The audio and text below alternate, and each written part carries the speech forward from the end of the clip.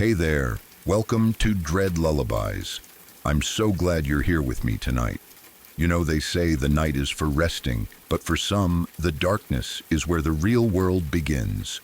Tonight, I've put together a few true stories that are meant to be heard in the quiet. Stories that remind us that sometimes the things that go bump in the night are more real than we'd like to believe. Before we get lost in the dark, I'd love to know where you're joining me from. So feel free to drop a comment and tell me where you're listening tonight. And if you find yourself coming back for more, maybe consider liking the video and subscribing. It really helps me keep these lullabies going for you. So, pull up the covers, get comfortable, and let's see what the night has in store for us.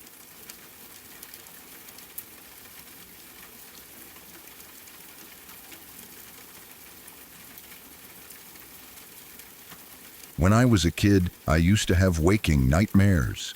That's the only way I've ever known how to explain them. I would open my eyes and see my room clearly. I could see the walls, the door, the furniture, and sometimes even people around me. Everything looked real, but at the same time, I was still dreaming. The dream would blend perfectly with the real world, as if my mind had layered something else on top of reality. These dreams were extremely vivid. They didn't feel foggy or distant the way normal dreams do. They felt solid, detailed, and real. As a child, I didn't understand what was happening. I just knew that sometimes I would wake up and something would be very wrong.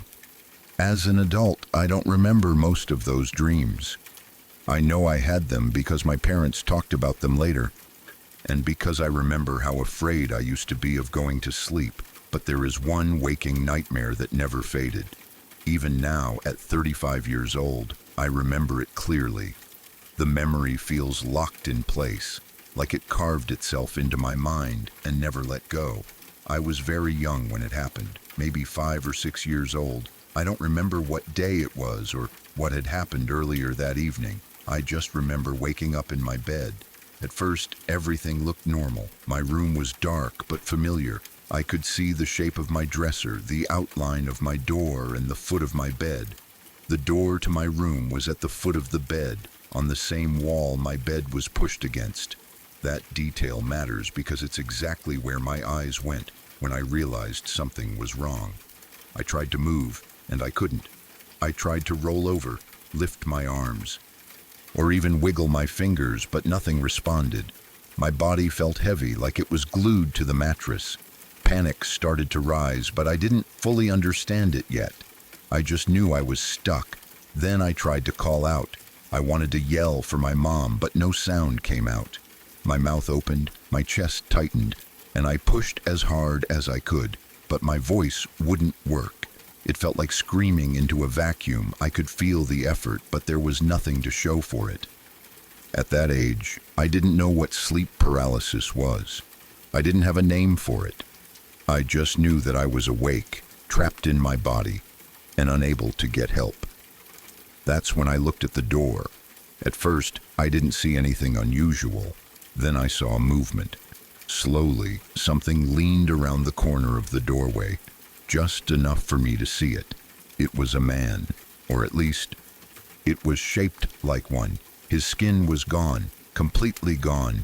Underneath, everything looked raw and exposed. Parts of him were on fire, small flames moving across his body as if they were alive. The closest thing I can compare him to now is the skinless man from Hellraiser. But this thing was burning and somehow even more real.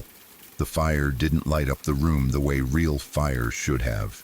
It clung to him instead, making him stand out against the dark without actually helping me see anything else more clearly. My eyes were locked on him and I couldn't look away. He leaned farther into the room and started to come inside. As he moved, he was speaking, or maybe mumbling. I couldn't understand a single word. It didn't sound like English, but it didn't sound like any other language either. It was just noise, low and rough. Like broken sounds being pushed out of a throat that wasn't meant to speak. He moved slowly, deliberately, as if he knew I couldn't escape. I wanted to scream, I wanted to close my eyes. I wanted to disappear, but I couldn't do any of those things. I was completely frozen, forced to watch as he stepped into my room and walked toward the foot of my bed. He stopped there, standing right in front of me. I could see every detail, the way the fire moved, the way his body leaned slightly forward, the way his head tilted as if he was studying me. The mumbling never stopped. Then he reached out. His movements were slow, almost careful, like he was making sure I understood what was about to happen. His arm extended toward my feet, and I watched, helpless, as his hand got closer and closer. When his fingers closed around my ankle, I felt it. I felt the pressure. I felt the grip. I felt the contact as clearly as I would have felt a real person touching me. That was the moment the paralysis broke. Suddenly my body worked again. Air rushed into my lungs, and I screamed. I screamed as loud as I could, kicking and thrashing, trying to get away from what I thought was holding me. The terror was overwhelming. I was convinced that the thing had me, that it was real, and that I was in danger. But what actually happened was very different. Here is what was really going on, though I didn't understand it until later. I was having a waking nightmare. My eyes were open. I was seeing my real room, but my dream was still active, layered over everything I saw. My brain had taken my environment and twisted it into something else. My mom had heard me making noise from her room. She told me later that I wasn't screaming at first. I was grunting, making strained sounds like I was trying to talk, but couldn't. That's what made her get up and come to my room. When she came to the doorway, I saw her, but I didn't see my mom. In my dream, my mind turned her into the burning, skinless man. Her shape, her movement, her presence, all of it was distorted and replaced by the nightmare. She spoke to me, trying to calm me down, but I didn't respond. From her point of view, I was awake with my eyes open, but I wasn't reacting normally. I wasn't answering her. I wasn't moving. So she did what any parent would do. She reached out and grabbed my ankle to shake me awake. That touch is what broke the dream. But from my perspective, the nightmare had just grabbed me. When reality snapped back into place, all I knew was that something had been holding my ankle, and I panicked. I kept screaming. I kicked at her, trying to get away, still convinced that the man was real and still there. My mom was terrified. She has told me since that it was one of the scariest things she ever experienced as a parent.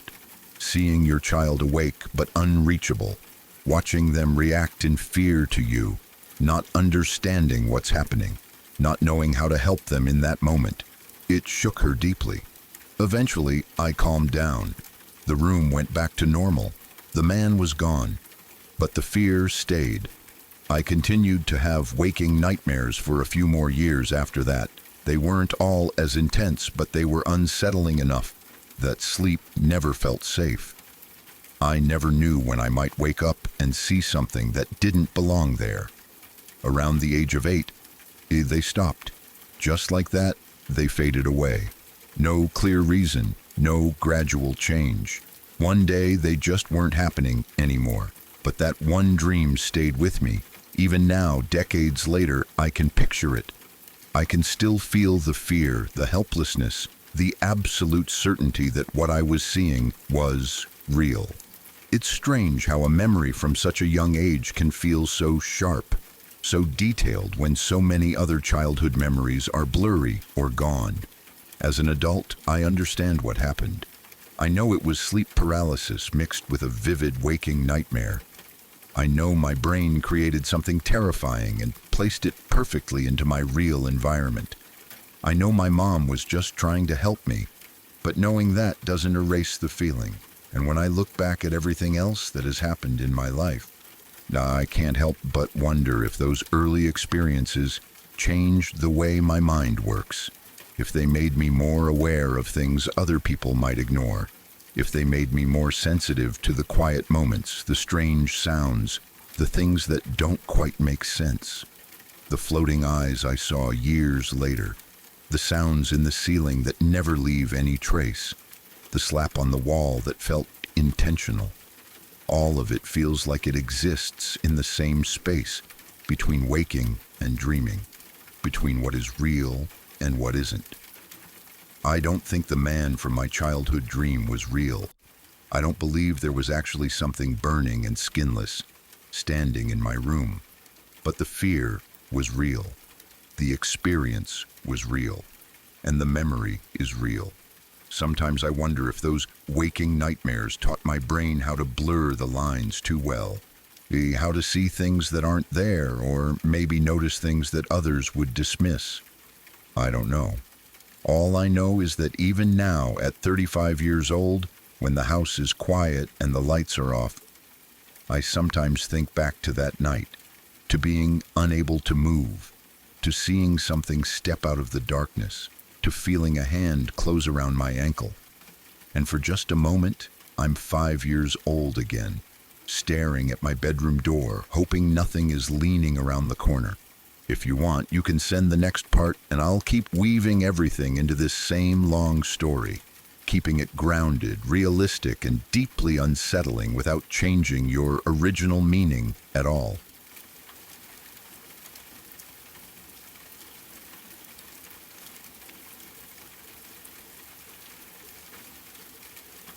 This all feels like part of the same thing to me, like separate moments that don't make sense on their own, but feel connected when I think about them together.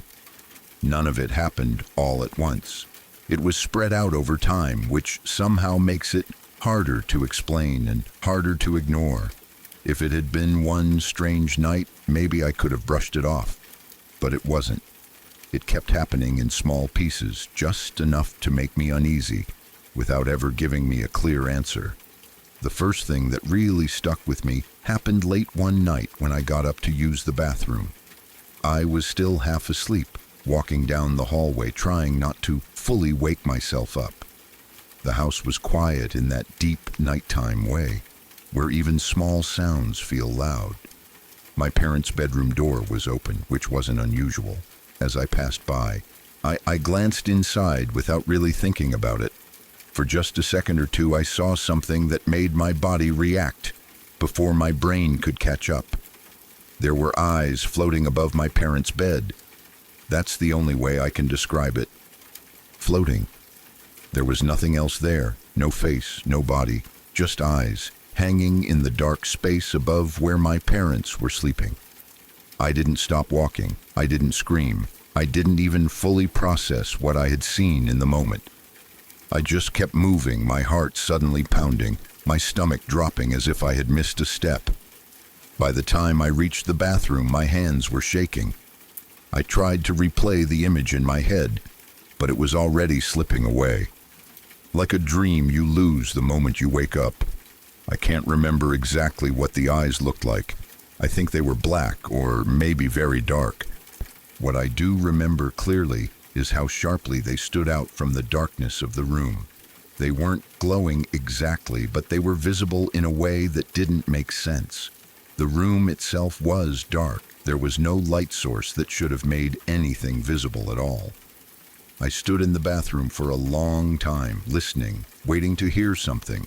I expected footsteps, a voice, some kind of explanation, but the house stayed completely silent. I didn't tell anyone the next day. I didn't even tell myself it was real. I convinced myself it had been my imagination, or my eyes adjusting to the dark, or some kind of half-dream state. That explanation felt thin, but it was better than the alternative. I wanted it to be nothing. After that, life went on normally. Days passed, weeks passed. I started to forget about the eyes. Or at least I pushed the memory into the back of my mind. But then other things started happening. About once a week, sometimes every 2 weeks, there would be this sound coming from the ceiling. It sounded exactly like rats running around up there. Scratching, scurrying, quick movements that stopped and started. It always happened at night, always when the house was quiet. At first, none of us were that alarmed. Houses get animals in the ceiling sometimes. It's annoying, but it happens. Still, something about it felt off. The sounds didn't last very long. They would start suddenly, move around for a bit, and then stopped just as suddenly. A few times we went up into the ceiling space to check. We expected to find signs of animals, droppings, nests, chewed wires, something. But every time we went up there, there was nothing, no animals. By no signs that anything had ever been living there at all. That didn't make sense. You'd think maybe the animals left, or maybe they were hiding, but there were no traces. No mess, nothing disturbed. It was like the sounds had come from nowhere. Each time we checked and found nothing, the explanation felt less believable. Still, we didn't have another one that made more sense. I started noticing that the sounds felt different from normal animal noises. I've heard rats before. I know what they sound like. This was similar, but not quite right. It was heavier somehow, like whatever was moving had weight but didn't follow the usual patterns of an animal. Sometimes it sounded too deliberate, like footsteps instead of scurrying. I didn't say that part out loud. I kept it to myself. The house started to feel different at night. But not scary all the time, just watchful, like something was present even when nothing was happening. I found myself listening more closely, staying awake longer, waiting for sounds I didn't want to hear. Then, a few weeks ago, something happened that made it much harder to tell myself this was all in my head. I was in my room at night, lying in bed, not fully asleep yet. The house was quiet again. No ceiling noises that night, no wind, no TV sounds, just silence. Suddenly, I heard something slap against the wall in the room next to mine. It wasn't a knock, it wasn't a scratch. It was a flat, solid sound, like a hand hitting the wall. Then it happened again, and again. A few times, spaced out just enough to feel intentional. I froze. My first thought was that someone in the house had hit the wall by accident. But that didn't make sense. The room next to mine was empty at the time. No one should have been in there. Even if someone had been, the sound didn't match any normal movement. It wasn't the sound of something falling or bumping into the wall. It was a slap. I held my breath, listening. Nothing else happened after that. No footsteps, no voices, no doors opening or closing. Just silence again, as if nothing had happened at all. I didn't sleep much that night. What bothers me the most is how separate each event feels, yet how connected they seem when I look back. The eyes, the ceiling sounds, the wall slaps. None of them give me a clear picture on their own, but together they create a feeling I can't shake. A feeling that something is there, moving through the house in ways I don't understand. I've tried to explain it logically. I've tried to tell myself that the eyes were a trick of the dark, that the ceiling sounds were animals we just never managed to catch, that the wall noise was something normal that just sounded strange at night. I want to believe that, I really do. But the timing of everything makes it hard. The way the eyes appeared so clearly, just for a moment, and then were gone. The way the ceiling noises happen regularly but leave no trace. The way the wall was struck as if someone wanted to be noticed, but only for a second. Sometimes I wonder if whatever this is knows when I'm awake, knows when I'm listening, knows when I'm passing by. That thought makes my skin crawl, and I try not to think about it too much. I still use the bathroom at night. I still walk past my parents' room, but I don't look inside anymore. I keep my eyes forward. I've focused on the floor, moving as quickly as I can without running. Part of me is afraid that if I look again, I'll see something else. And part of me is afraid that I won't. The ceiling sounds still happen, not every night, but often enough that I expect them now. When they start, I lie still and listen until they stop. I don't go up there anymore. I don't want to see nothing again. Somehow finding nothing feels worse than finding something. The wall slaps haven't happened again, at least not yet, but I think about them a lot. I replay the sound in my head, trying to convince myself it wasn't what it sounded like.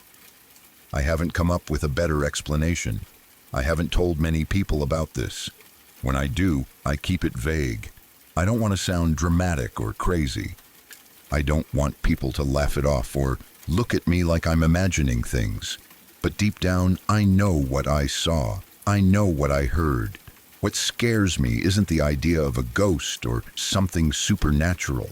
It's the idea that something can exist in my home, move around, watch, make noise, and never fully reveal itself. That it can choose when to be seen and when to stay hidden. Sometimes late at night, when the house is quiet and I'm lying in bed, I feel that same watchful presence again. Nothing happens.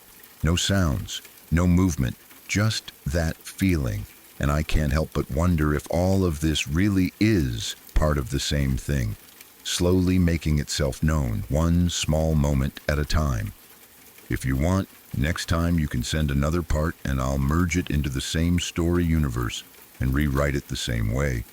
Or I can expand this even further and push it darker and more detailed while keeping it realistic.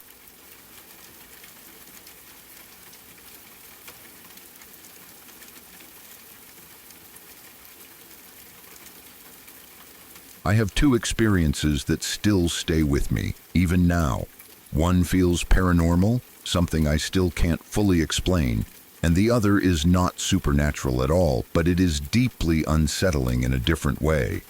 Both of them have followed me through life, and when I think back on them, they still make my chest feel tight. These things happened years apart, but somehow they feel connected in the way they left a permanent mark on me.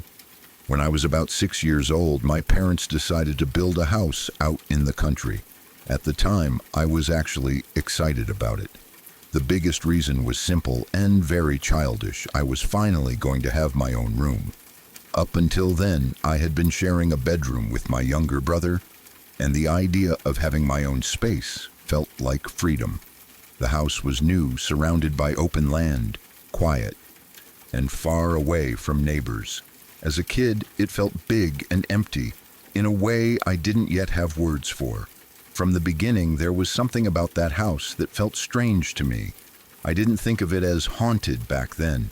I was too young to frame it that way. It was more like a constant feeling that I was being watched, or that something was just slightly off. The kind of feeling where you walk into a room and feel uncomfortable for no clear reason. At that age, I didn't tell anyone about it. I assumed it was just my imagination or fear of a new place. My bedroom was directly across the hall from my brother's room. Between our rooms was a shared bathroom. To get into the bathroom, you had to step out into the hallway and go through a single door. There was no direct access from either bedroom. It was a simple layout. But it meant that every time you needed the bathroom, you had to step into the hallway, even at night. Like most kids, I didn't always keep my room clean. I had a habit of piling my dirty clothes against the wall near my bedroom door instead of putting them in the laundry right away. One day, I was getting ready to carry those clothes to the laundry room. I bent over to pick them up, not really paying attention to anything else. That's when something caught my eye. Out of the corner of my vision, I saw movement. It wasn't slow or subtle. It was fast and deliberate. It looked like an old woman dressed entirely in white, walking quickly down the hallway and straight into the bathroom. The bathroom door slammed shut behind her. I froze. At first, my brain tried to make sense of it in a logical way. I thought maybe my mom was home and I just hadn't heard her. But something felt wrong immediately. The figure didn't look like my mom. It looked older. Much older, and the way she moved didn't feel normal. It felt rushed, almost urgent. I stood there holding my clothes, too scared to move. My heart was pounding so hard I could hear it in my ears. The house was completely silent after the door slammed. No footsteps, no sounds from the bathroom, nothing. Eventually, I worked up the courage to check. I slowly walked down the hallway and opened the bathroom door. The bathroom was empty, no one was there. The window was closed. There was nowhere anyone could have gone. And that's when the realization hit me. I was home alone. I didn't scream, I didn't cry. I just stood there staring at the empty bathroom, feeling cold all over. I don't remember exactly what I did afterward, but I know I didn't tell my parents. I didn't even tell my brother. I think on some level I was afraid of what it would mean if I said it out loud. Years passed. I grew older. That moment faded into the background of my memory, but it never fully disappeared. It stayed tucked away like something unfinished. Then something happened years later that brought it all rushing back.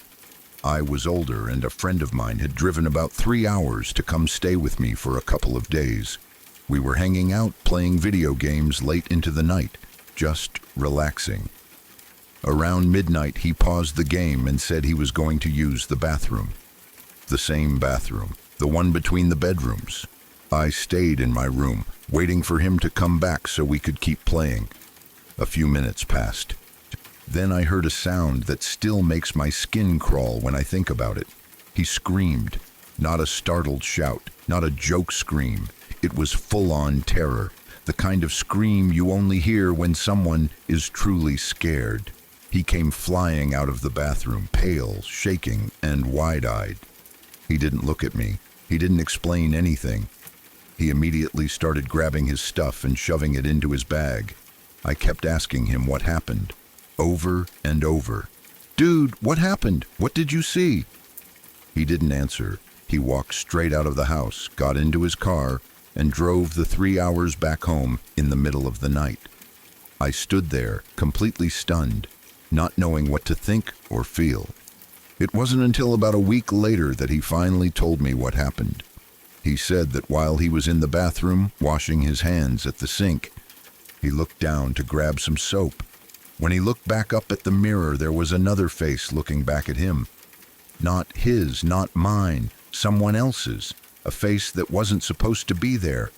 He said it disappeared almost instantly, but the fear stayed. After that, he never came to visit again, not once. That bathroom still makes me uneasy to this day.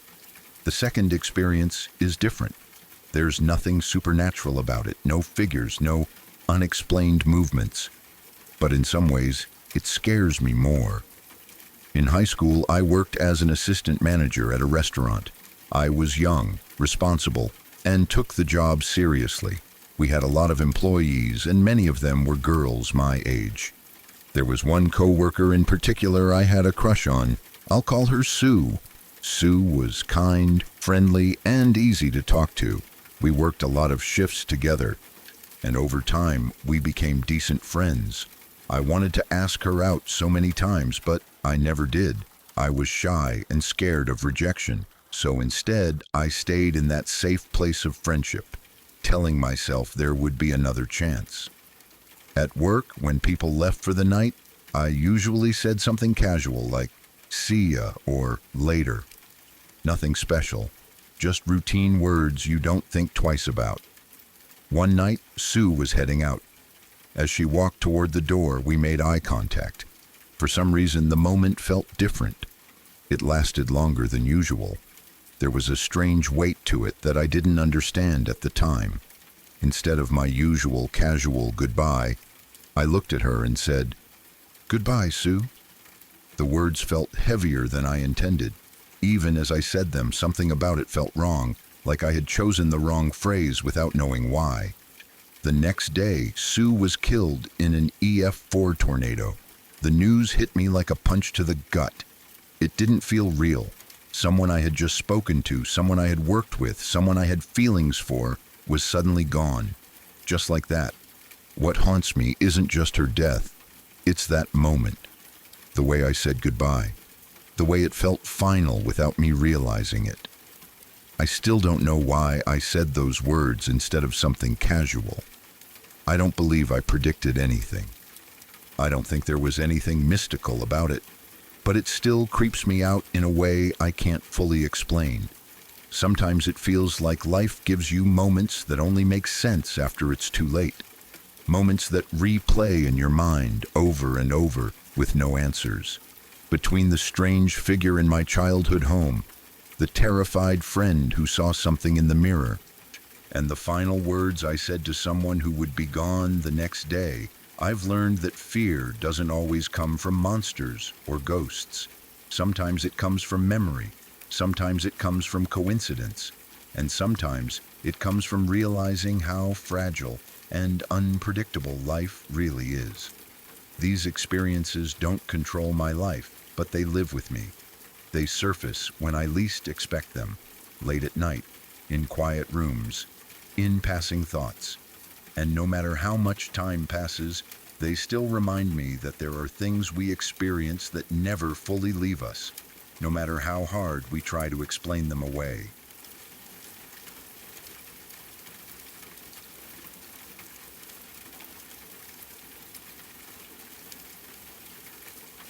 This happened when I was a teenager. I had been at a friend's house late at night, just hanging out like we usually did. Nothing wild, nothing dramatic. Eventually, it was time to go home, and I got into my car feeling relaxed and tired, already thinking about crawling into bed. The streets were mostly empty, the kind of quiet you only get late at night. Streetlights stretched long shadows across the road, and everything felt calm and normal. I was only a few minutes from home.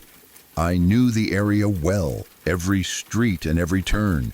There was just one intersection left before I would turn onto my street and be home. That's when I realized I had messed up. I was in the wrong lane. I needed to make a left turn, but I was stuck in the lane that went straight.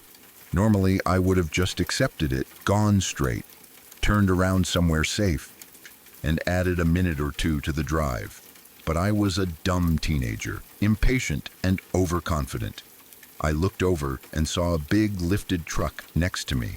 It was tall, loud, and intimidating, but in my head I thought I could just speed up, slide into the left lane ahead of him, and make my turn without a problem. The light turned red, and I sat there waiting. I glanced over at the truck again. I couldn't see much inside because of how high it was and because of the angle, but I could tell there were at least 2 people in it. I didn't think much of it. I just kept telling myself that as soon as the light turned green, I'd gun it and be gone. The light changed. I slammed on the gas and shot forward. The engine roared and my car jumped ahead. I tried to look to my left, but I couldn't see anything. The truck was in my blind spot, and because it was lifted, it blocked even more of my view than a normal car would have. I assumed he would slow down or that I would be far enough ahead to slip into the lane. Instead, what actually happened was way worse. The guy in the truck thought I was trying to race him. Instead of letting me move over, he sped up too. Without realizing it, I wasn't just cutting into the left lane. I was forcing him toward the turn lane I was trying to get into. I had no idea this was happening because I couldn't see him. I was completely focused on getting over and making my turn. Suddenly, a horn exploded next to me, loud, angry, blasting non-stop. That's when I realized something was very wrong. I jerked my steering wheel back into my lane, heart pounding. I finally saw the truck clearly, right next to me. The driver was furious. He was leaning forward, gripping the wheel, staring at me like I had just insulted his entire family. I mouthed sorry without even knowing if he could see me, and I tried to slow down and put some distance between us. But he didn't let it go. Instead of passing me or backing off, he matched my speed. Exactly.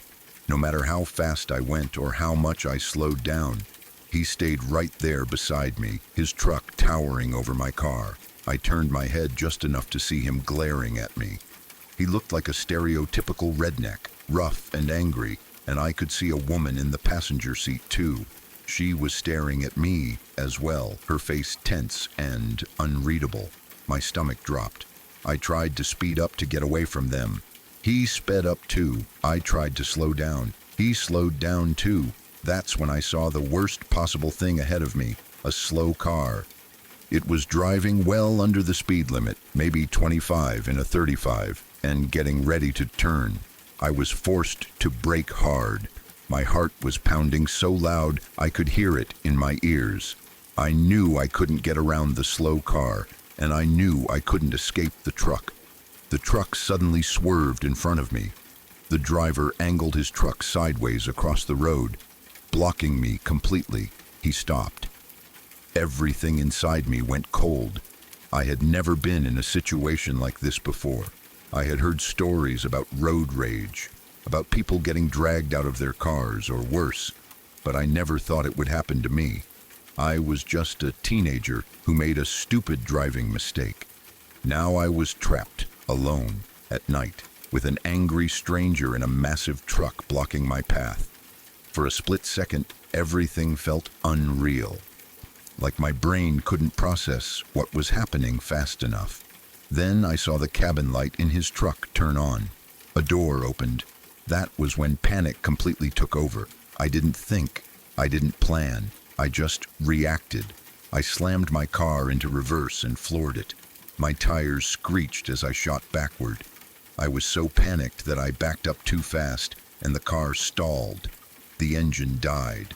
The silence that followed was terrifying. My hands were shaking so badly I could barely turn the key. My heart felt like it was going to burst out of my chest. I imagined him stepping out of the truck, walking toward me, yanking open my door. My mind filled with every worst-case scenario at once. Finally, the car started.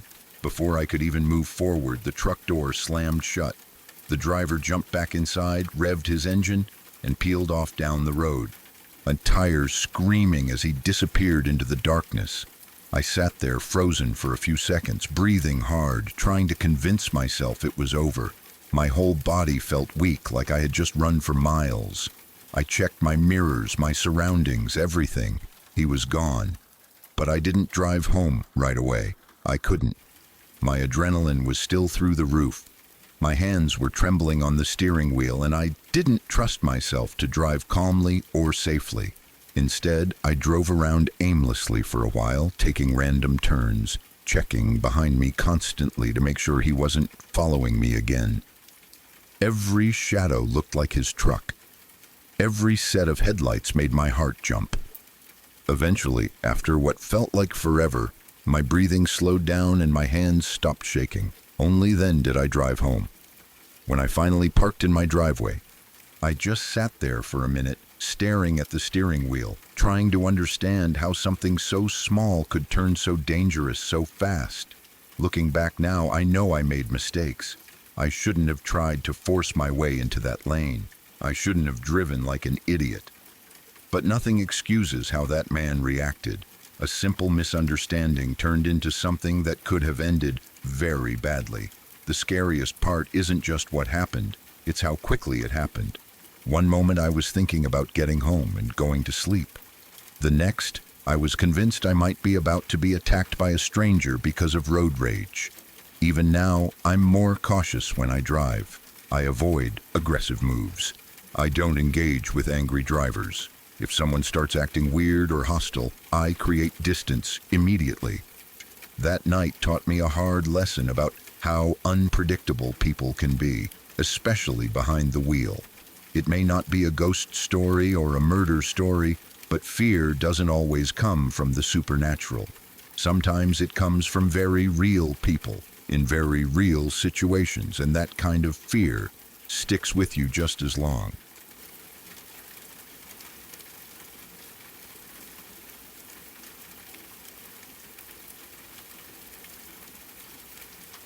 My house has always been described as haunted, though I personally have never seen anything strange there myself.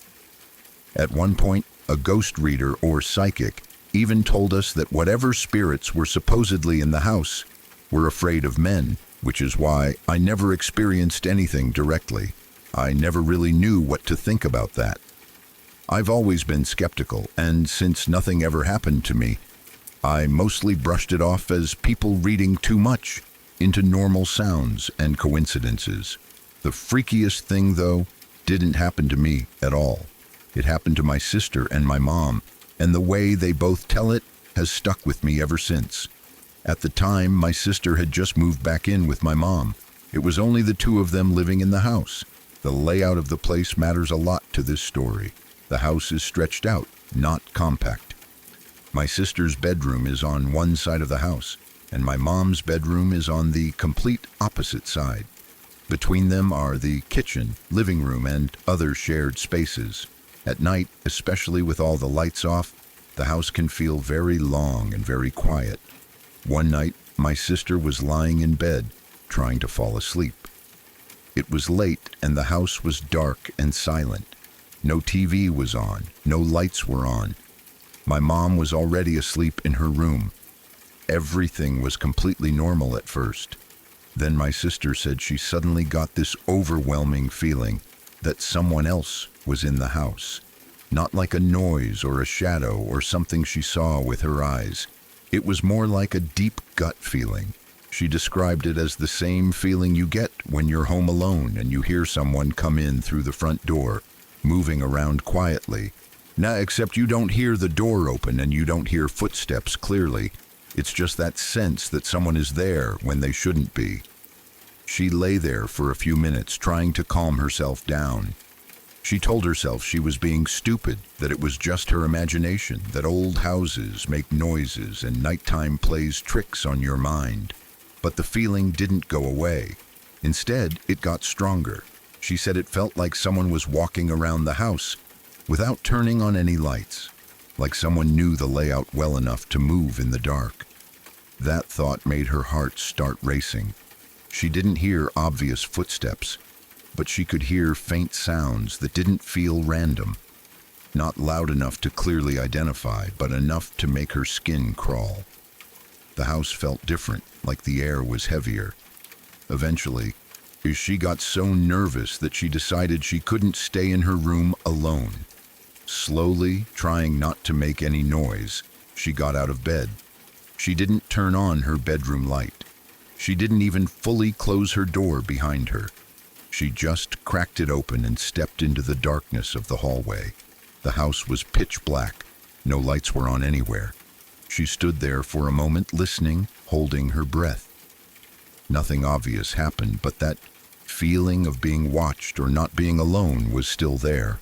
She quietly made her way across the house toward my mom's bedroom. Every step felt loud to her, even though she was barely making a sound. She said the walk felt way longer than usual, like the house itself was stretching. When she finally reached my mom's room, she gently shook her awake. My mom woke up confused and groggy. She was not fully understanding what was going on at first. My sister whispered, "Mom, I think somebody else is in here." Now my mom has had what she believes are paranormal experiences before, so she didn't immediately dismiss my sister's fear. But at the same time, she didn't want to panic. She stayed calm, trying to think clearly. She reached for her phone and unlocked it, pulling up the emergency call screen just in case. My mom didn't turn on the light right away. She sat there in the darkness for a moment, listening. The house was silent. Then my mom stood up, walked to her bedroom door, and opened it. Standing in the doorway, she shouted into the darkness, loud and firm, "We're calling 911 in 3, 2, 1. As she finished saying that, she reached for the light switch. The switch controls most of the lights in the house, but not just one room. When she flipped it, the house lit up all at once. What they saw made both of them freeze. There was no person standing there, no shadow running away, no sign of anyone physically in the house. But every single door was open, not just one or two, every door. The oven door was open, the microwave door was open, kitchen cabinets were hanging open, bedroom doors were ajar, the TV stand doors were open, cabinets that they never left open were wide open. It was like someone had walked through the entire house and deliberately opened everything they could. And the thing that scared them the most was that none of it had been like that earlier in the night. My sister knew she had closed her bedroom door when she went to bed. My mom knew the kitchen had been normal before she went to sleep. This wasn't something that could be explained by forgetting to close a cabinet or leaving one door open by accident. It wasn't messy or chaotic either. Nothing was thrown around, nothing was broken, nothing was missing. Just opened everywhere. My sister said the sight of it made her feel sick. It wasn't just fear, it was confusion mixed with dread. It didn't look like a robbery. It didn't look like someone searching for something. It looked intentional in a way that was hard to explain. My mom immediately checked the front door and the back door. Both were locked. The windows were locked. There was no sign of forced entry, no broken glass, no damaged locks. They stood there in the bright lights, trying to understand how this could have happened. If someone had broken in, how did they get in and out without leaving a trace? And why would they open everything and take nothing? My mom kept her phone in her hand the entire time, ready to call 911, but after checking every room and finding no one, she hesitated. There was no evidence of an intruder, and calling the police to say, "All our cabinets are open," felt ridiculous, even though it didn't feel ridiculous at all in that moment. That night, neither of them slept much. They stayed together, lights on, doors closed, jumping at every sound the house made. What made it worse was that my mom had experienced strange things before, which made this harder for her to dismiss. She had always said the house felt active at times, especially when she was alone. She had heard unexplained noises, felt sudden cold spots, and had moments where she felt watched. Nothing dramatic enough to prove anything, but enough to make her uneasy. My sister, on the other hand, had never really believed in any of it. That night changed her perspective completely. She still doesn't say she believes in ghosts, for sure, but she also admits she has no logical explanation for what happened. To this day, neither of them can explain it. There were no pets that could have opened everything, no wind strong enough to open cabinet doors and appliances, no history of sleepwalking for either of them, and the sheer number of doors open at the same time makes simple explanations feel weak. After that night, my sister became much more cautious in the house. She started locking her bedroom door at night. She kept a lamp on. She listened carefully for sounds she had previously ignored. My mom started saying out loud, sometimes jokingly and sometimes seriously, that whatever was in the house needed to leave them alone. She said it made her feel better, even if she didn't know why. Nothing like that has happened again since. No mass opening of doors, no overwhelming feeling of someone being there. The house went back to feeling normal, almost too normal, like nothing had ever happened at all. But that's what makes the story so unsettling. It was one clear event, one moment that both of them experienced together, with physical evidence they could see and touch. It wasn't just a feeling. It wasn't just a sound. It was something that changed the house in a visible way. Even though I never saw any of it myself, the way they both tell the story, the way their voices still change when they talk about it, makes it hard to dismiss completely. My sister doesn't exaggerate things. My mom isn't someone who seeks attention with scary stories. They both wish it had never happened. And even now, years later, when I visit the house, I sometimes catch myself glancing at the cabinets or the doors before going to bed, just to make sure everything is closed. Because even if you don't believe in ghosts, there are some moments that don't fit neatly into logic. And once you hear a story like that from people you trust, it's hard not to feel a little uneasy in the quiet, in the dark, when the house is supposed to be empty but doesn't quite feel that way.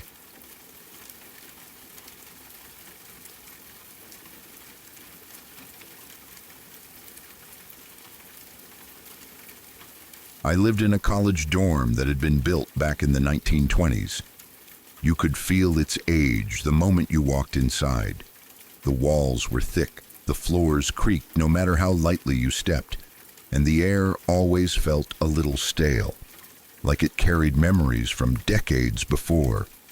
Somehow, I managed to get a corner room, which felt like winning the lottery. Even better, for the entire semester, I didn't have a roommate. I had this big old room completely to myself, and at the time I thought it was perfect. The room had high ceilings and 3 tall windows that wrapped around the corner of the building. Since this was North Carolina in August and the building had no air conditioning, I kept all 3 windows open at night. The air was warm and heavy, but at least there was a breeze. The blinds were old, the kind that rattled easily if the wind picked up. so strange little noises weren't unusual. Or at least, that's what I told myself later. That night, I went to bed like normal. I don't remember having trouble falling asleep. Classes were tiring, and I was enjoying the freedom of having the room to myself. At some point in the night, though, I woke up suddenly. I didn't know why at first. I just remember opening my eyes and feeling alert in a way that didn't match the time. I glanced at the clock and saw it was around 3 a.m. At first, everything seemed quiet. Then I heard it. There was a sound that repeated every 30 or 40 seconds. It wasn't loud, but it was distinct enough to pull my attention away from everything else. The best way I can describe it is that it sounded like a whispered phrase, raspy, slow, almost dragged out. If you tried to say it yourself in a low, breathy voice, it would sound like Shemanese. At first, I barely reacted. Half asleep, my brain tried to explain it away immediately. With all 3 windows open, my first thought was the blinds. They were old and flimsy, and if the wind was just right, maybe they were scraping against the window frame in some strange rhythm. That explanation made sense, so I focused my eyes on the blinds at the foot of my bed. The sound happened again. The blinds didn't move. That got my attention. I lay there watching them, waiting for the next sound. About half a minute later, I heard it again. Same tone, same rhythm, same weird whispering quality. Still no movement in the blinds. I sat up in bed and looked more closely. Maybe the angle made it hard to see. So I got up and checked the second window. I watched the blinds there, listening carefully. The sound came again, but the blinds didn't move at all. No shaking, no scraping, nothing. Then I checked the third window. Same thing. At that point, I was fully awake. The room felt different, like the air had thickened. I stood there in the dim light, listening intently. Every 30 to 40 seconds, that same sound came back. Shemanese. Slow, raspy, almost deliberate. I started trying to figure out exactly where it was coming from. It didn't sound like it was drifting in from outside. It wasn't muffled or distant. It sounded like it was inside the room, but not coming from any obvious place. It wasn't echoing the way voices do in hallways. It was just there. After hearing it 5 or 6 times, my brain jumped to another explanation. Maybe someone was outside my window messing with me.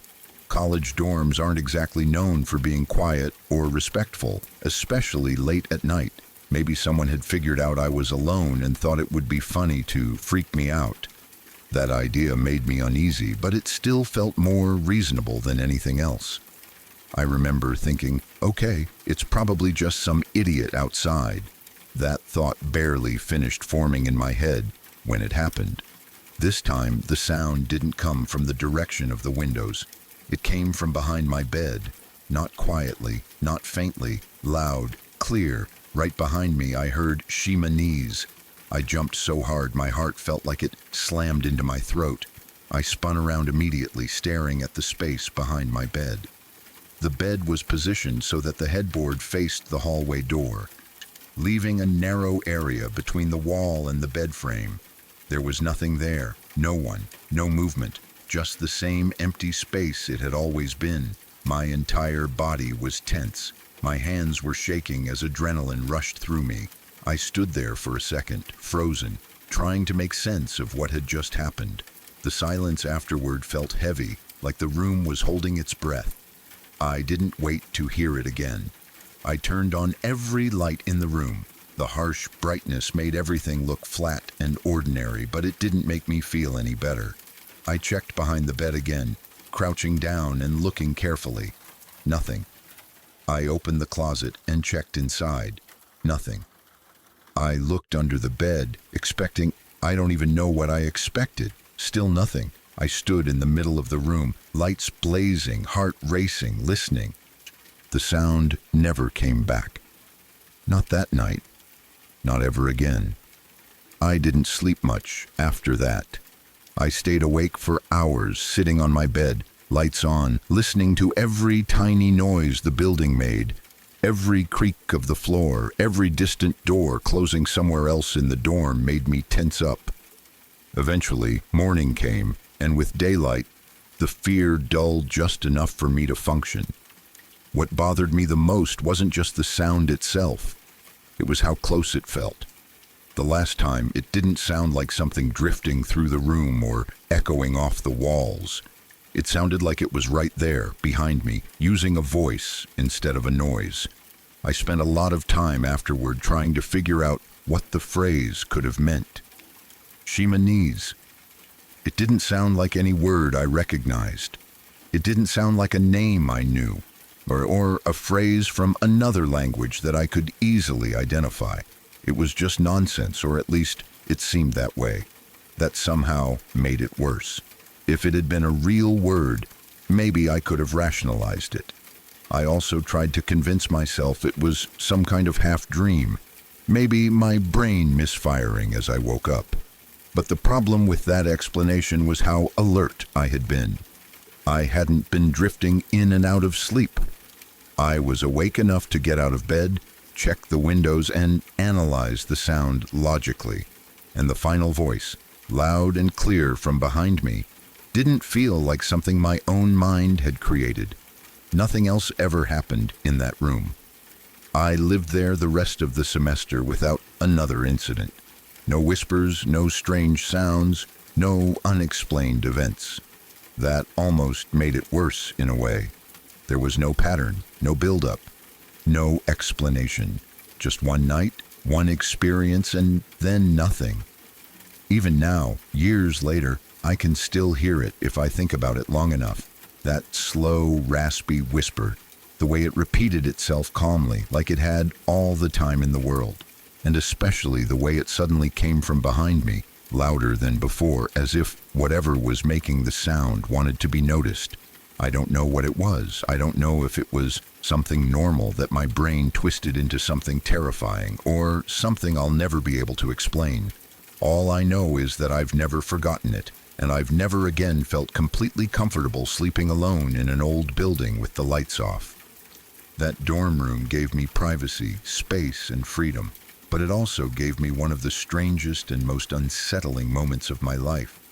And even though it only lasted a few minutes, the feeling it left behind stayed with me for a long time after.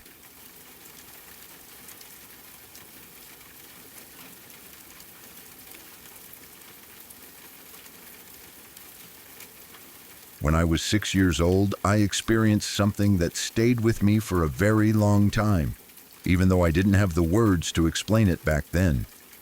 At that age, I had no idea what sleep paralysis was. I didn't know it was something many people experience at least once in their lives. All I knew was that something terrifying happened to me in the middle of the night.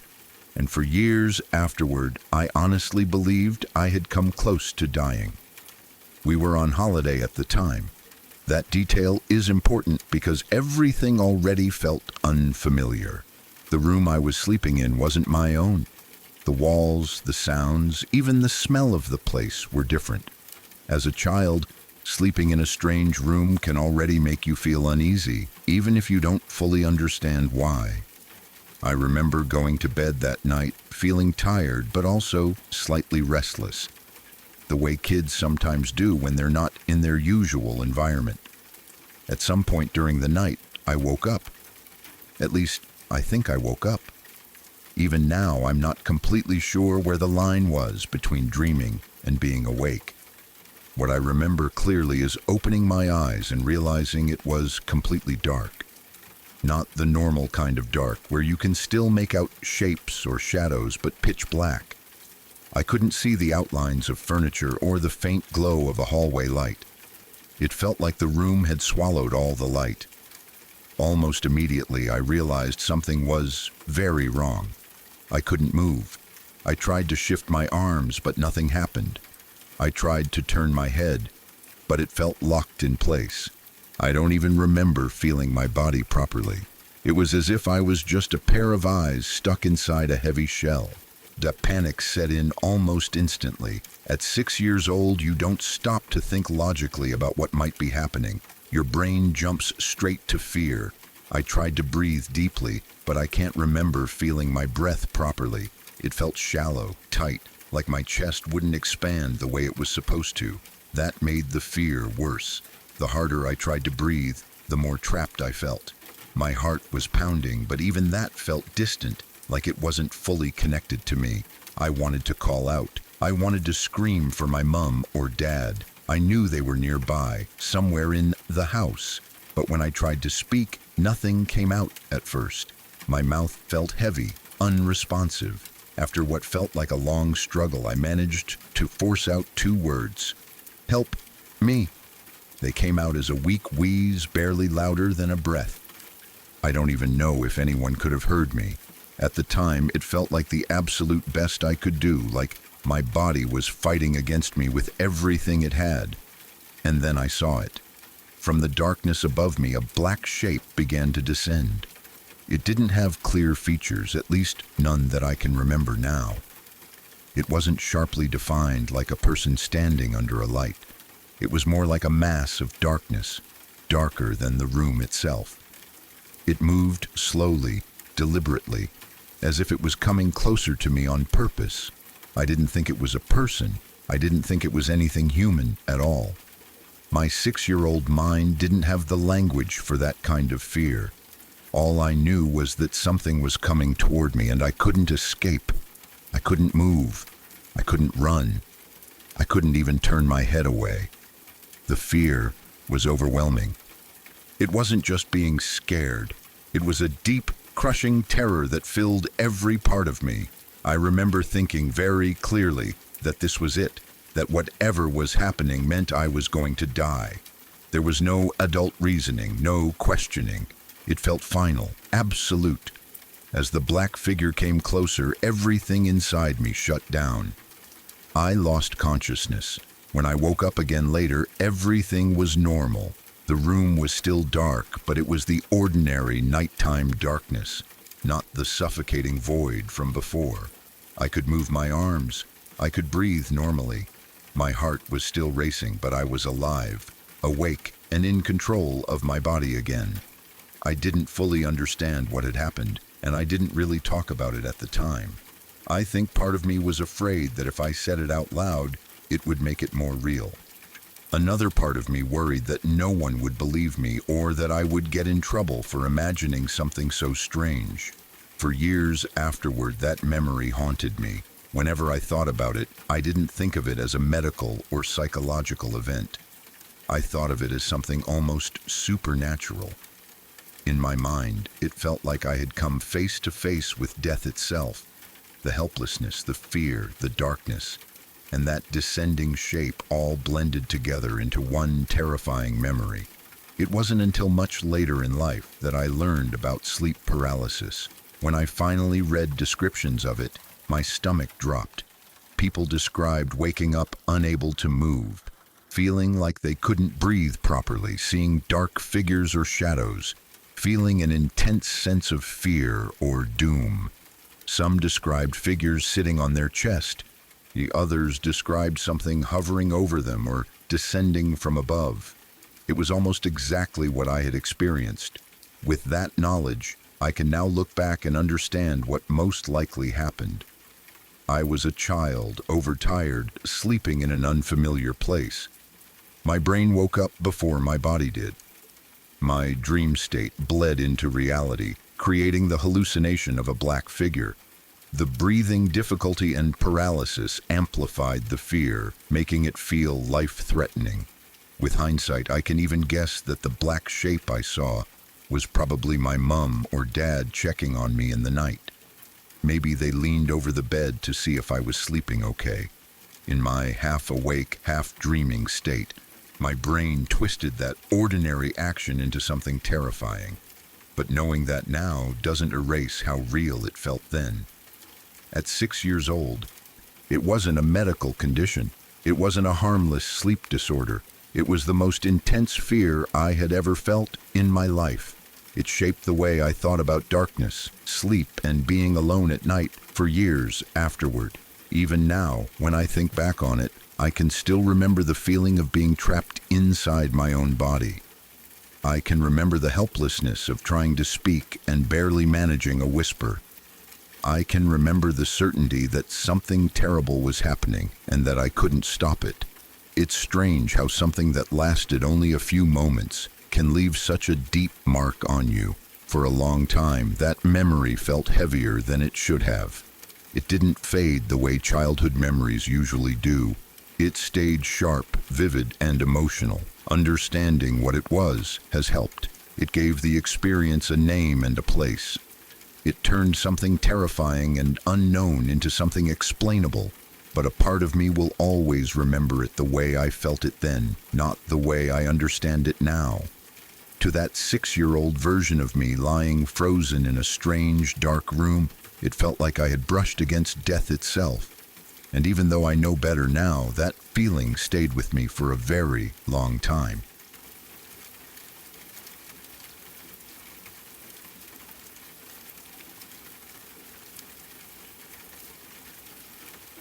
This is a true story that happened to my family almost 30 years ago, and even now it still makes my skin crawl when I think about it. It isn't something dramatic or loud, and there are no obvious answers to explain it away. It's quiet, slow, and unsettling in a way that stays with you long after you hear it. At the time, my cousin was 3 years old. She was an ordinary little girl in every way. She loved cartoons, toys, and being around her parents. Nothing about her behavior stood out as unusual, except for one thing. She had an imaginary friend named Bobby. At first, this didn't worry anyone. Lots of children have imaginary friends, and my aunt and uncle didn't think much of it. Bobby was spoken about casually, almost like another child in the house. My cousin would talk to him while she played, laugh with him, and sometimes even argue with him. From the outside, it looked harmless, even cute. But as the days went on, Bobby seemed to take up more and more space in her life. My cousin didn't just talk about Bobby. She treated him as if he were physically there. At mealtimes, she insisted that Bobby needed his own place at the table. She would ask why his plate wasn't set, and if one wasn't added, she would refuse to eat until it was. My aunt, not wanting to upset her, would sometimes place an empty plate and cup next to my cousin just to keep the peace. When my cousin watched television, she would drag a cushion onto the floor beside her so Bobby could sit comfortably and watch with her. If someone accidentally moved the cushion, my cousin would get upset and say they were being rude to Bobby. She spoke about him with complete certainty, like he was as real as anyone else in the room. My aunt started to feel uneasy, but she tried not to show it. She was a young mother and didn't want to overreact. Instead, she did what many parents do when they're unsure. She went to the local library and borrowed child-rearing books. She read about imaginary friends, childhood development, and phases children go through. Everything she read told her the same thing. Imaginary friends were normal. They often appeared around that age. They usually went away on their own. So my aunt decided to stop worrying. She told herself Bobby was just a phase, something my cousin would grow out of. For a while, life went on as usual. Then, a few months later during the winter, something happened that changed everything. My uncle had recently started a new job that involved shift work. That meant he wasn't always home in the evenings. One night in particular, he was working a night shift, leaving my aunt and my cousin alone in the house. The house itself wasn't unusual. It was a normal family home, quiet, warm, and familiar. But that night, the silence felt heavier. Outside, it was cold and dark. The kind of winter night where the world feels closed in and still.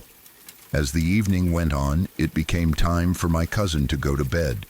My aunt took her upstairs, helped her change into her pajamas, brushed her teeth, and did all the usual bedtime routines. Everything felt normal, almost comforting in its familiarity. As they were finishing up, my cousin looked up at my aunt and asked if Bobby was also going to bed. My aunt hesitated for just a moment, then answered the way she always had. "Yes," she said. No, Bobby can go to bed too." They went into my cousin's bedroom together. My aunt read a bedtime story, making sure to include Bobby in the process, just as she always did. She tucked my cousin into bed and, by habit, tucked the imaginary Bobby in beside her. She kissed her daughter goodnight and told her to sleep well. My cousin's bedroom door was left open, and the hallway light stayed on. That was how my cousin liked it. It helped her feel safe. My aunt left the room and started down the stairs. She was looking forward to sitting down, having a cup of tea, and finally relaxing after a long day. She had just reached the bottom of the stairs when she heard my cousin call out from upstairs. "Mummy, you forgot to turn the light off." My aunt sighed quietly to herself. She was tired and didn't feel like climbing the stairs again. But it was a small thing. She turned around and started back up. As she reached the top step, something stopped her in her tracks. The light in my cousin's bedroom turned off. Before my aunt could even process what she was seeing, my cousin's voice rang out again. "It's okay, Mummy," she said calmly. "Bobby turned it off." For a split second, my aunt couldn't move. The light switch was on the opposite side of the room, near the door. It was high up on the wall, far too high for a 3-year-old to reach. My cousin was already tucked into bed, with the blankets pulled up around her. There was no way she could have gotten out of bed, crossed the room, reached the switch, and gotten back under the covers that fast. My aunt rushed into the bedroom immediately. My cousin was exactly where she had left her, lying still, eyes open, looking relaxed and comfortable. The room was dark now, lit only by the hallway light spilling in through the open door. My aunt stood in the doorway, frozen. Her heart was pounding so hard she could hear it in her ears. Her mind raced through every possible explanation, but none of them made sense. She forced herself to stay calm. She didn't want to frighten her daughter. With a steady voice, she said goodnight again, told her to sleep well, and left the room. The moment she was back downstairs, she picked up the phone and called my uncle at work. She was so shaken that he knew something was wrong the moment he heard her voice. She told him what had happened, her words tumbling over each other as fear spilled out. He asked his supervisor if he could leave early due to an emergency at home, and they agreed. While waiting for him to return, my aunt sat downstairs. Every light in the house turned on. She didn't dare go back upstairs. Later, she told me that she was so afraid she didn't think she could have gone back into that bedroom, even if the house had been on fire. When my uncle finally got home, my aunt felt some of the fear drain away, but neither of them slept much that night. The next morning, my aunt sat my cousin down for a serious talk. She told her gently but firmly that she should not play with Bobby anymore.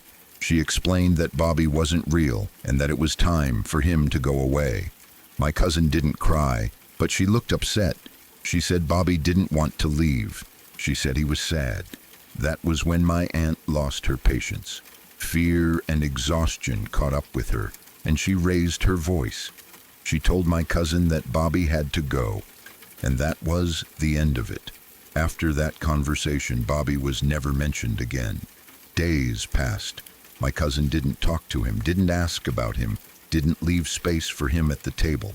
It was as if he had vanished completely.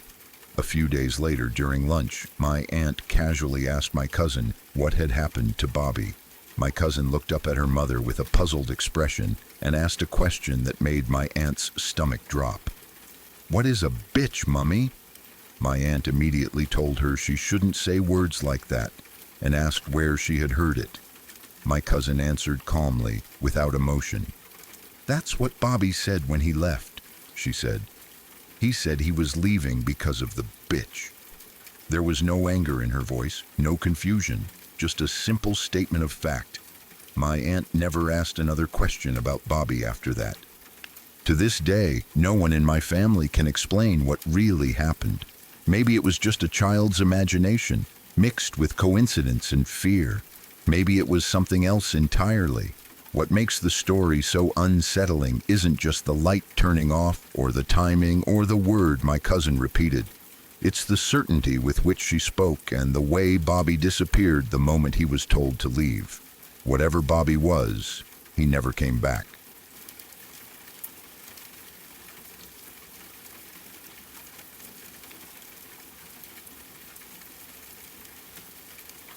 Pardon the interruption for just a moment.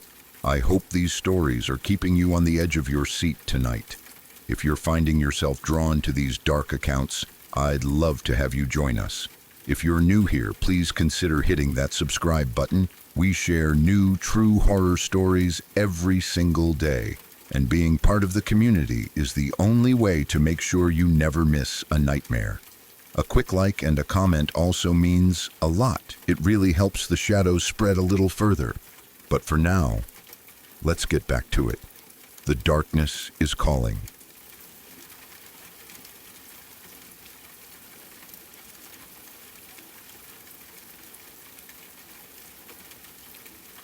A few summers ago, my life felt like it had been knocked completely off balance. My husband and I were still deep in grief after losing his father to a massive heart attack.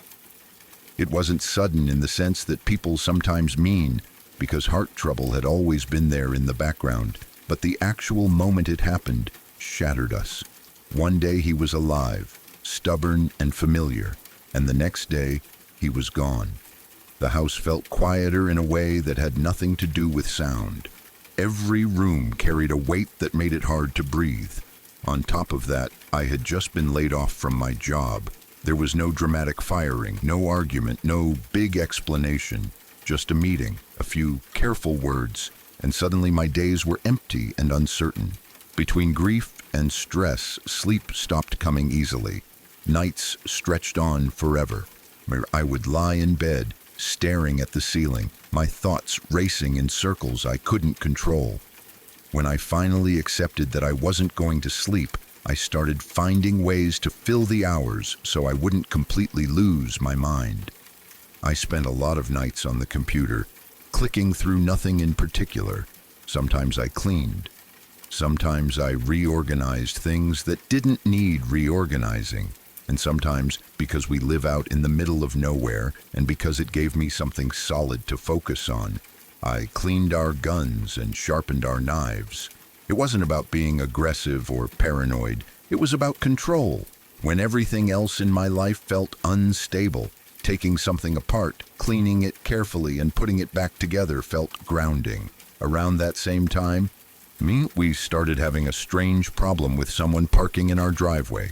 We live way out in the country, the kind of place people jokingly call the middle of nowhere, except it's not really a joke. There are no neighbors close by, no stores, no reason for anyone to be on our property unless they're lost or they have business with us. That's what made it so unsettling. Every so often I'd look out the window and see a car in our driveway that didn't belong there. By the time I grabbed the phone and called the sheriff, the car would be gone. Every single time. It was like whoever it was knew exactly how long they had before they needed to disappear. The deputies were polite, but there wasn't much they could do without catching the person in the act.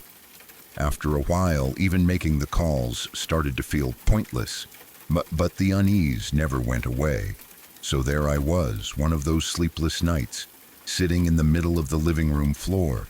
It was hot, and I was barely dressed, just a tank top and underwear. I've joked since then that it seems to be the universal home defense uniform because emergencies never happen when you're fully dressed and ready. I had our Smith & Wesson shotgun laid out in front of me, cleaning it slowly and carefully, just wiping away dust, checking everything the way I'd done 100 times before. The side window was open, letting in night air and the sounds of the countryside. From where I was sitting, I had a clear view of the driveway through that window.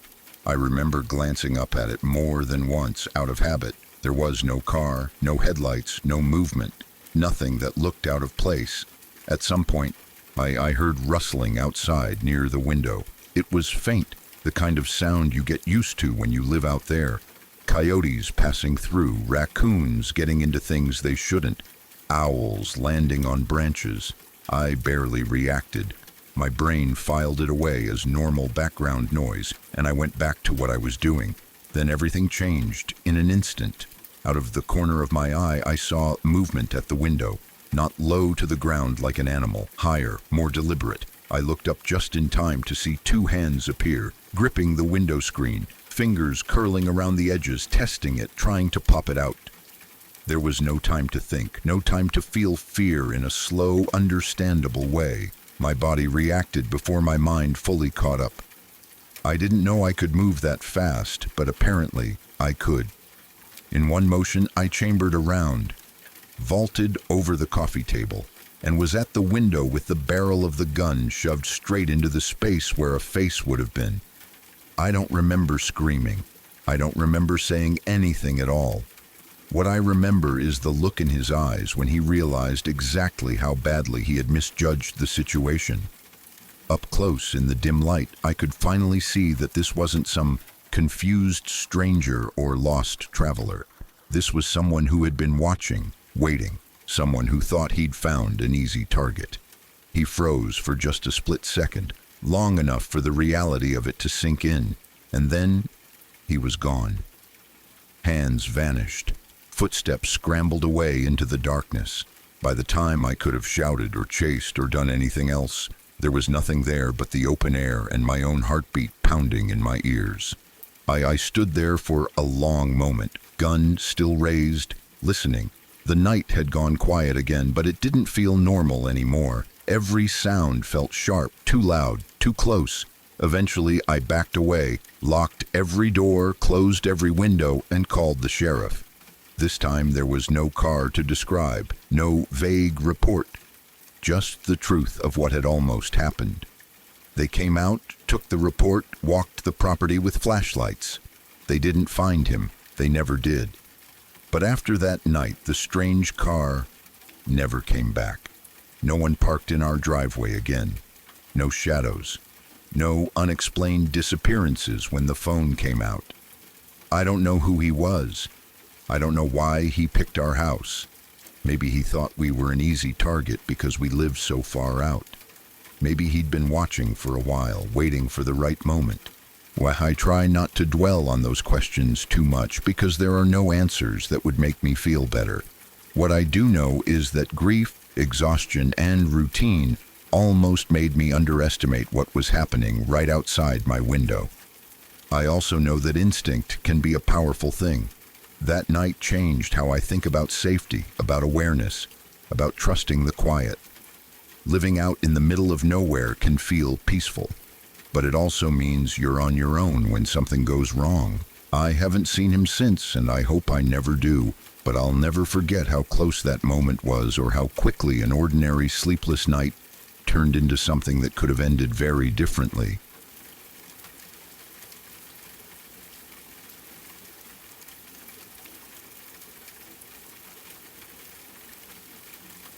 When my family lived in Nigeria, it wasn't the kind of place most people imagine when they think of big cities or busy neighborhoods.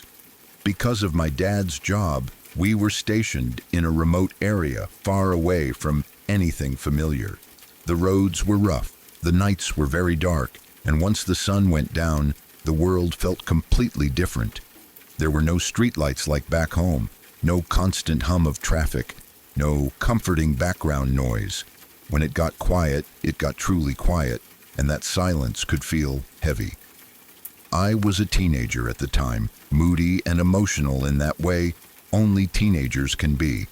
I missed my friends, I missed the life I had before, and I often felt trapped in a place that didn't feel like home. So when my parents told me one evening that they were going over to a neighbor's house for a while, I actually felt happy about it. Being home alone felt like freedom. No rules for a few hours, no small talk, no being told what to do, just me, the house, and my own space. I remember watching them leave, hearing the front door close behind them, and feeling that little rush of independence. I put on some music, wandered around the house, and enjoyed the quiet in a relaxed way. At that point, the darkness outside didn't bother me. I had been living there long enough that the nighttime atmosphere felt normal, at least on the surface. As the evening went on, I settled into my room. I don't even remember what I was doing exactly. Maybe reading or messing around on something to pass the time. The house felt still, but not uncomfortable. That calm lasted until it didn't. Out of nowhere, I heard loud popping sounds coming from outside. At first, my brain didn't know how to process it. The noise was sharp and sudden, not like fireworks I was used to back home. It wasn't distant either. It sounded close, like it was happening just outside the house or somewhere nearby. The sound echoed through the night, bouncing off the quiet, and my heart instantly started racing. Then it happened again. Pop, pop, pop. That's when fear hit me full force. The area we lived in had a reputation. Armed robberies were not uncommon. People talked about them quietly, like everyone knew the risk but didn't want to say it out loud too often. Even as a kid, I was aware of that danger. My parents had warned me to always be careful, to lock doors, to never open anything at night unless they were home. All of that came flooding back into my mind in an instant. Gunshots. That was the only explanation my brain could come up with. I didn't stop to think logically. I didn't pause to consider other possibilities. Fear took over completely. My body reacted before my mind could catch up. I ran straight to my bedroom, dropped to the floor, and crawled under my bed like it was the only safe place in the world. I remember the way the dust smelled under there. I remember pressing myself flat against the floor, trying to make myself as small as possible. My heart was pounding so hard it felt like it might give me away. Every tiny sound made me flinch. The house creaked. Something outside rustled. My imagination filled in the worst possibilities. I started crying, silently at first, then harder as the fear built up. I kept thinking about my parents being gone. I kept wishing they were home. I felt completely helpless, trapped in a place where I didn't know the rules well enough to feel safe. The noises eventually stopped, but that didn't help. Silence came back, and somehow that felt even worse. I lay there under the bed, frozen, afraid that if I moved or made any sound, something terrible would happen. I didn't know how long it had been. Time felt strange. It could have been 10 minutes or an hour. I just stayed there, shaking, replaying the sounds in my head over and over. What if someone was outside the house? What if they were waiting? What if my parents walked into danger? Every thought spiraled into something worse. I was a teenager, but in that moment I felt very small, like a child again. All the independence I had felt earlier was gone, replaced by pure panic. Eventually, after what felt like forever, I heard the sound of the front door opening, voices, my parents' voices. I didn't even think. I crawled out from under the bed and ran toward them, completely breaking down. I was crying uncontrollably, trying to explain what I had heard, barely able to get the words out. I must have looked completely unhinged, shaking and sobbing like the world was ending. They were confused at first, trying to calm me down, asking what happened. When I finally managed to tell them about the noises, about the popping sounds, about how I thought they were gunshots, there was a pause. Then my parents exchanged a look. And then they started laughing. Not in a cruel way, not at me, but in that relieved, almost embarrassed way. People laugh when they realize something obvious that slipped their mind. They gently explained to me that the neighbors had been setting off fireworks.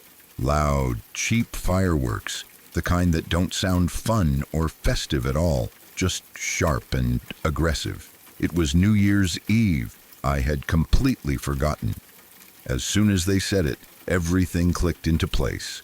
The timing, the noise, the fact that nothing else had happened afterward. My fear drained away, replaced by this heavy mix of relief and embarrassment. I felt ridiculous, but also exhausted. My body had been in full panic mode for so long that even knowing the truth didn't instantly calm me down. I remember just sitting there, still sniffling, trying to laugh it off while my heart slowly returned to normal. My parents reassured me, told me I was safe, told me it was okay to be scared given where we lived. They didn't make fun of me, which I appreciated.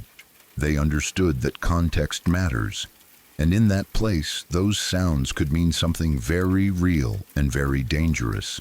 Even now, when I think back on that night, I can still feel the fear in my chest.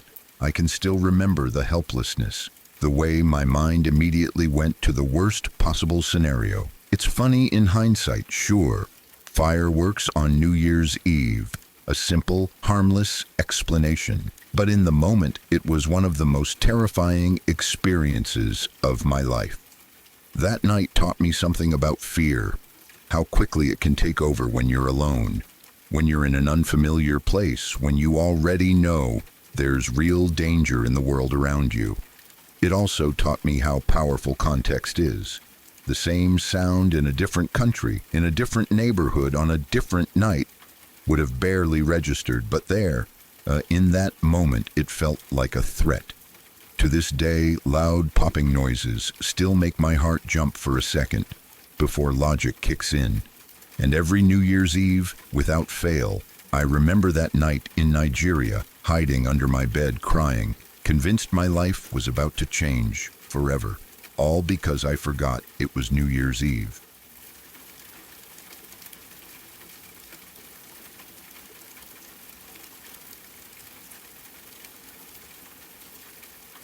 I want to start by saying that compared to some of the stories people tell, this one might sound small or even a little silly on the surface. Nothing dramatic happened, no one got hurt, there were no police, no break-ins, no clear answers. But that's exactly why it stayed with me. It was simple, quiet, and deeply unsettling in a way that still makes my stomach tighten when I think about it. This happened when I was still in school. I was an only child, and both of my parents worked long hours. Most days I came home from school to an empty house. That was normal for me. I was used to the quiet, used to letting myself in, dropping my bag, grabbing a snack, and killing time until my parents got home around 6 in the evening. Being alone didn't scare me, it felt routine. That day was no different at first. I walked home after school and got there earlier than usual, around 2 in the afternoon. The house was exactly how I expected it to be. Quiet, still, no cars in the driveway, no TV noise, no voices. I unlocked the door, went inside, locked it behind me out of habit, and set my stuff down. Everything felt normal. Almost immediately, I had to use the bathroom. Nothing unusual about that either. I went down the hall, closed the bathroom door, and sat down. The house was silent. No music, no TV, no phone notifications. Just that heavy, empty house quiet where you can hear the hum of electricity and the faint sounds of the building settling. I remember thinking about random school stuff, completely relaxed, not paying attention to anything around me. Then it happened. There was a loud knock on the bathroom door. Not a light tap. Not a polite knock. It was hard and sudden, like someone had knocked with purpose. It made me jump on the toilet. My first instinct was that one of my parents had come home early. That was the only explanation my brain would accept in that moment. Without even thinking, I called out, "Mom? Dad?" No response. I waited a second, thinking maybe they didn't hear me through the door. Maybe they knocked and walked away. That seemed reasonable. Parents do that. I shrugged it off, finished up, cleaned myself up, and opened the bathroom door. The hallway was empty. That's when the first crack of unease appeared. It wasn't panic yet, just confusion. I walked down the hall toward my parents' bedroom, expecting to see one of them there, maybe changing clothes or grabbing something. The bedroom was empty. The bed was untouched. No lights were on. No signs anyone had been there. That's when I pulled my phone out. I called my mom first. She answered at work. I asked her if she had come home for a minute and knocked on the bathroom door. She sounded confused and said no, she was still at work. Then I called my dad. Same answer. Still working, still not home. No chance either of them had been there. The realization hit me all at once. I was alone in the house, and someone had knocked on the bathroom door. I remember feeling this sudden wave of fear rush through my body, like my insides dropped out from under me. My heart started pounding. My hands got clammy. I stood there in the hallway, completely still, listening. That's when I heard movement. It wasn't footsteps in the way you hear shoes hitting the floor. It was subtler than that. My house had old, creaky floors, the kind that made noise even when you tried to walk quietly. I heard that sound coming from the kitchen, that soft, unmistakable creak that only happens when weight shifts on the floorboards. Someone was moving. I didn't stop to investigate. I didn't call out. I didn't think about grabbing anything. Fear took over completely. I ran. I sprinted to my bedroom like my life depended on it. I slammed the door shut and locked it, then backed away from it like the door itself might open on its own. I stood there, barely breathing, listening for any sound. Every tiny noise felt amplified, the house settling, the refrigerator humming, the faint sound of air moving through the vents. I couldn't tell what was real and what my brain was making worse. I stayed in my room like that until my parents got home. I don't know how long it was. It felt like hours, but it was probably closer to 3 or 4. I didn't leave the room. I didn't look out the window. I didn't unlock the door. I sat on my bed, shaking, replaying that knock over and over in my head.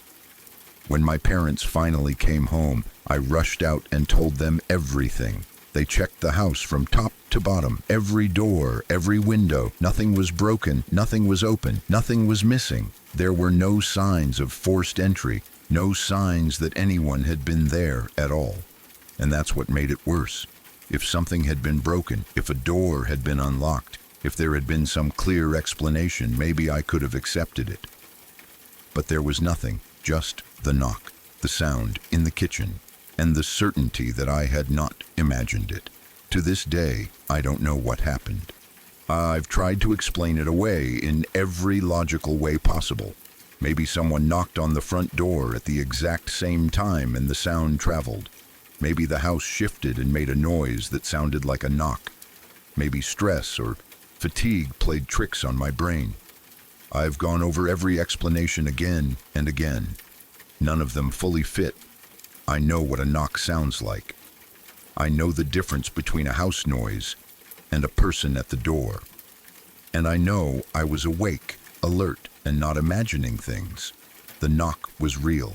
The sound in the kitchen was real, and the fear I felt was very real. What still gets me is the timing. The knock happened when I was at my most vulnerable, distracted, and unable to immediately respond.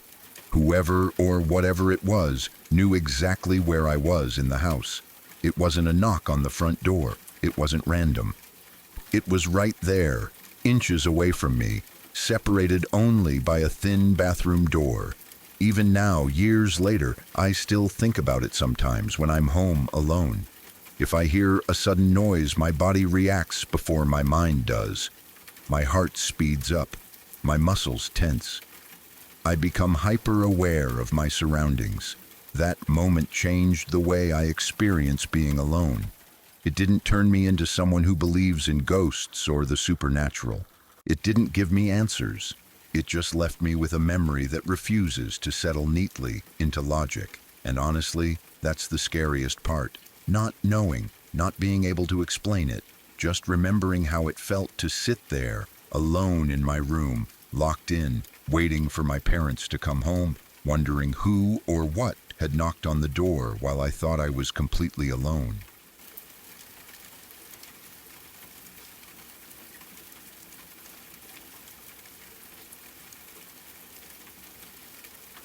I was a freshman in college when this happened, and even now, years later, I can still feel the fear in my chest when I think about it.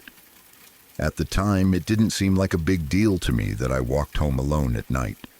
My job was close to the dorms, maybe half a mile away, and I had walked that route so many times that it felt routine, familiar, safe even. That false sense of safety is what still bothers me the most when I look back. I worked evening shifts, and most nights I would get off late. It was a college town, so late nights were normal. People were always out, especially on weekends. The streets felt alive even after midnight. I convinced myself that because there were bars, students, and traffic, nothing bad could really happen. I was young, stubborn, and overly confident in my ability to take care of myself. This particular night was a Friday. I remember that clearly. It was after 1 in the morning, which meant the bars had just closed. That detail matters because the energy in the area changed fast. 1 minute the streets were loud and crowded, and the next they felt oddly empty, like someone had flipped a switch. Drunk people were stumbling toward cars or apartments. Police lights flashed in the distance, and then, suddenly, there were long, quiet stretches with almost no one around. I left work and started my usual walk back to the dorm. The air was warm, the kind of night where everything feels still and heavy. University Drive was the main road I had to walk down. It was wide, with palm trees planted in a median down the middle, separating the lanes going east and west. I walked on the sidewalk, heading east toward campus, and my mind mostly focused on getting home, maybe grabbing a snack and going to sleep. That's when I heard yelling. At first, I didn't even look. A car passed by going west, and a group of guys leaned out of the windows shouting things at me, catcalling, laughing.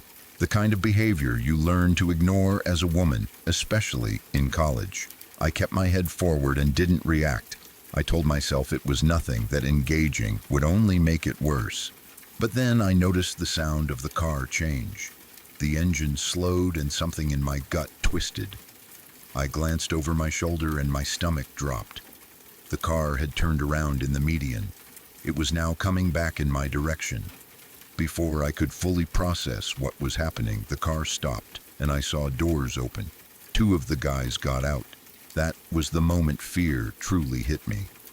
It wasn't the slow unease you feel when something is off. It was sharp and immediate. My heart started pounding so hard, it felt like it was in my throat. Every instinct in my body screamed that I was in danger. I didn't think. I didn't hesitate. I just ran. I took off down the sidewalk as fast as I could, adrenaline flooding my body. I wasn't a runner. I never had been. But fear does strange things. My legs moved before my brain could catch up. I could hear my breathing loud and uneven, and the sound of my footsteps hitting the concrete felt unreal, like I was watching myself from the outside. I knew the area well enough to make a split-second decision. I couldn't stay on the main road. There was too much open space, nowhere to hide. I veered off onto a side street that led onto campus. I knew this street was a dead end for cars, blocked by barriers, but there were paths and walkways for pedestrians. Behind me, I heard the car roar back to life. They jumped back inside and came after me. The sound of tires and an engine accelerating behind you when you are running for your life is something I will never forget. It felt like time slowed down. Every second stretched. Every movement felt heavy. I sprinted down the side street and cut hard toward campus, darting off the paved path and into a darker area near some bushes. I dropped down and hid. I crouched low, pulling myself as deep into the bushes as I could, trying to make myself small. Branches scratched at my arms and legs, but I didn't care. I was shaking so badly I was terrified they would hear me. I forced myself to breathe slowly, clamping a hand over my mouth to keep myself quiet. The car pulled into the dead-end street. I could hear doors opening again, footsteps on pavement, voices. They were close, too close. I peeked through the leaves just enough to see shapes moving under the streetlights. 3 of them were out of the car now. They were looking around, scanning the paths and sidewalks, trying to figure out where I had gone. I stayed frozen, barely daring to blink. Then I heard one of them laugh. "Damn, one of the guys said, sounding almost impressed. She was fast. They stood there for a moment longer, talking among themselves, checking a couple of directions. Every second felt like an hour. I was certain that if they took one more step in the wrong direction, they would see me. If they had, there would have been nothing I could do. I knew that. I wasn't strong. I wasn't fast enough to outrun them on foot if they spotted me. Finally, they gave up. I heard them get back into the car. The doors slammed shut, the engine started, and the headlights swept across the area as they turned around and drove away. I didn't move. I stayed in those bushes for at least 20 minutes. I didn't check the time. I didn't check my phone. I just listened. Every sound made me flinch. A passing car, footsteps far away, even the wind moving the leaves. I waited until my body stopped shaking, until my breathing slowed, until I was absolutely sure they were gone. When I finally stood up, my legs felt weak. I brushed leaves and dirt off my clothes and looked around, half expecting to see them again. The campus was quiet, peaceful, almost eerily so, like nothing bad had just happened. I walked the rest of the way back to my dorm as quickly as I could without running, constantly looking over my shoulder. When I got inside and locked the door behind me, I broke down. I sat on my bed and cried, the adrenaline crash hitting me all at once. That night changed me. Before that, I believed that as long as I was smart and aware, I would be fine. I believed bad things happen to other people, in other places, under worse circumstances. I learned very abruptly how wrong that belief was. After that night, I never walked home alone after work again. If I worked late, one of the guys from my floor walked me back, every single time. I didn't care if it was inconvenient or awkward. I didn't care if I felt embarrassed asking. My safety mattered more. Even now, when I walk alone at night, my senses go on high alert. I listen to every car. I watch every shadow. I plan escape routes without even thinking about it. That night taught me how quickly a normal situation can turn dangerous, how fast control can be taken away. I don't know what those guys intended to do if they had caught me. I try not to think about it too much, but the fact that they turned around, got out of the car, and chased me tells me enough. It tells me that ignoring them wasn't enough, that being on a familiar road wasn't protection, that being close to home didn't mean I was safe. I was lucky. That's the part that stays with me the most. I was lucky that I knew the area, lucky that there was a place to hide, lucky that they gave up, lucky that fear gave me speed I didn't normally have. And I think about how easily that luck could have run out.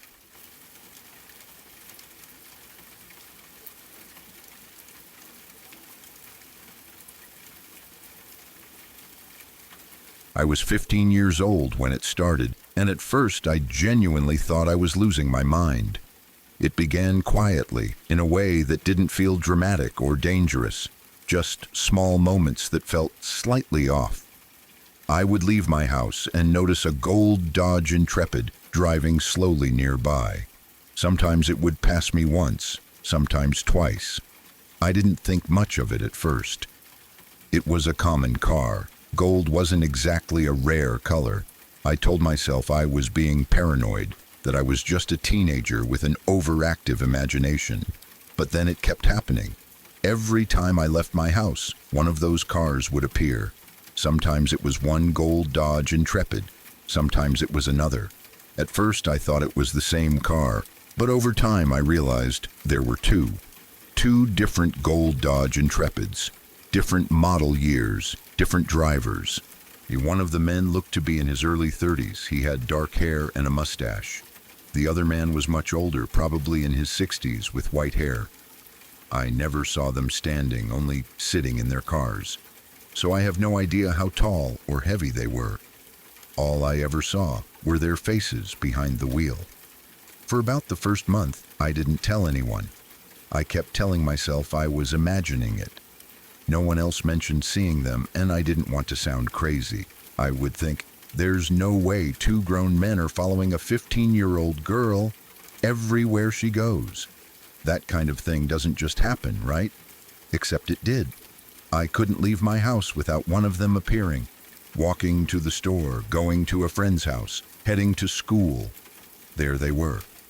Always close enough for me to notice, but never doing anything obvious enough that I could easily explain it. They didn't come to my house directly. They didn't knock on the door. They didn't speak to me. They didn't try to grab me or pull me into a car. At that point, it was creepy, but not outright terrifying. It felt like being watched, not hunted. Still, that feeling alone was enough to slowly eat away at me. Then one day, someone else saw it. I was walking with my boyfriend, and that day, the older man was the one following me. He kept driving past us, turning around and driving past again, over and over. I finally pointed him out to my boyfriend and told him to watch. We started counting, once, twice, 5 times, 10 times. By the time the same car with the same driver had passed us 15 times in a 6-block area, my boyfriend stopped laughing. He stopped shrugging it off. He believed me. That was the first time I felt a mix of relief and fear.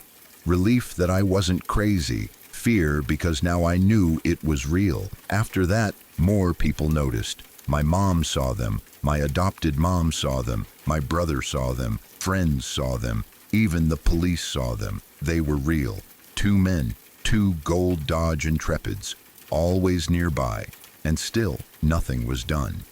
The police didn't have much to go on. The men weren't threatening me directly. They weren't breaking any clear laws. They were just there, watching, following, circling. That went on for almost a year. 15 months of never being alone. 15 months of knowing that every time I stepped outside, one of them would be there. Sometimes both. Every move I made felt observed. Every errand, every walk, every normal teenage moment felt contaminated by that awareness. I stopped feeling like a person and started feeling like an object. Then came the night that changed everything. It was winter, cold, dark. I had a fight with my mom, the kind of emotional, explosive fight that feels unbearable when you're a teenager. Without thinking, I grabbed my coat and stormed out of the house at 1 a.m. to clear my head. That was my mistake. I made it about 3 blocks before I saw him. The younger man, dark hair and mustache, sitting in his gold Dodge Intrepid. The street was empty. No other cars, no people, no open stores, no cell phone in my pocket, no weapon, just me and him. That was the first time I felt real fear. Not the slow, creeping unease I had lived with for months, but a sharp, animal panic. I knew the area well, so I turned and ran. I cut through yards, ducked between houses, slipped into back alleys. I ran as fast as I could. Every time I came back out into the open, he was there. He kept getting ahead of me. No matter how I changed direction, no matter how I tried to disappear, he was always waiting, calm, patient, like he knew exactly where I would come out next. I made it home somehow. I don't even remember unlocking the door. I just remember slamming it behind me and collapsing inside, shaking. Something broke in me that night. For almost a year, I had lived under this quiet pressure. Always watched, always followed, never touched, never spoken to. That night made it clear how powerless I really was. I realized something terrible in that moment. If they wanted to kill me, they could. If they wanted to rape me, they could. And no one would be able to stop it. That thought snapped something inside me. The next day, the older man followed me again. Same gold Dodge Intrepid, same slow circling, same quiet presence. Then he did something different. He pulled up directly in front of me at an intersection and stopped. He didn't get out. He didn't say anything. He just sat there and smiled at me through the window. I lost control. All the fear, anger, exhaustion, and helplessness exploded at once. I ran at the car and threw myself against it, trying to smash the driver's side window with my elbow. I didn't care if I got hurt. I didn't care if I died. I just couldn't live like that anymore. He laughed. He waved at me. Then he drove away, leaving me standing in the middle of the street, screaming after him. I screamed everything I had been holding inside for months. "So if you want me, motherfucker, I'm right here. Come and get me." I don't know how long I stood there crying and shaking, but after that, something changed. They didn't disappear completely, but they backed off. They still followed me, but from farther away. They gave me space, like they had tested something and gotten what they wanted. The following spring, the older man approached me one last time. He asked if I wanted a ride. I said no. After that, they slowly faded out of my life. No explanation, no answers, no closure. To this day, I remember every detail. The cars, the faces, the way they moved, the way they smiled. The younger man drove a 1999 gold Dodge Intrepid. The older man drove a 2000 gold Dodge Intrepid. I even remember his license plate, MI tag of NJA328. They followed me for 15 months. They made direct contact once. And 12 years later, I still don't know who they were or what they wanted. Sometimes I wonder if they were testing boundaries. Sometimes I wonder if I was being prepared for something worse. Sometimes I wonder if the only reason I'm alive is because I stopped acting afraid. And sometimes late at night, I still worry they'll come back. Not because I think it's likely, but because once you've lived with that kind of fear, it never fully leaves you. It settles deep inside, changing the way you see the world, the way you trust, the way you move through life. I was 15 years old when it happened, and even now, years later, part of me is still that girl, watching a gold Dodge Intrepid circle the block, waiting for something I never understood.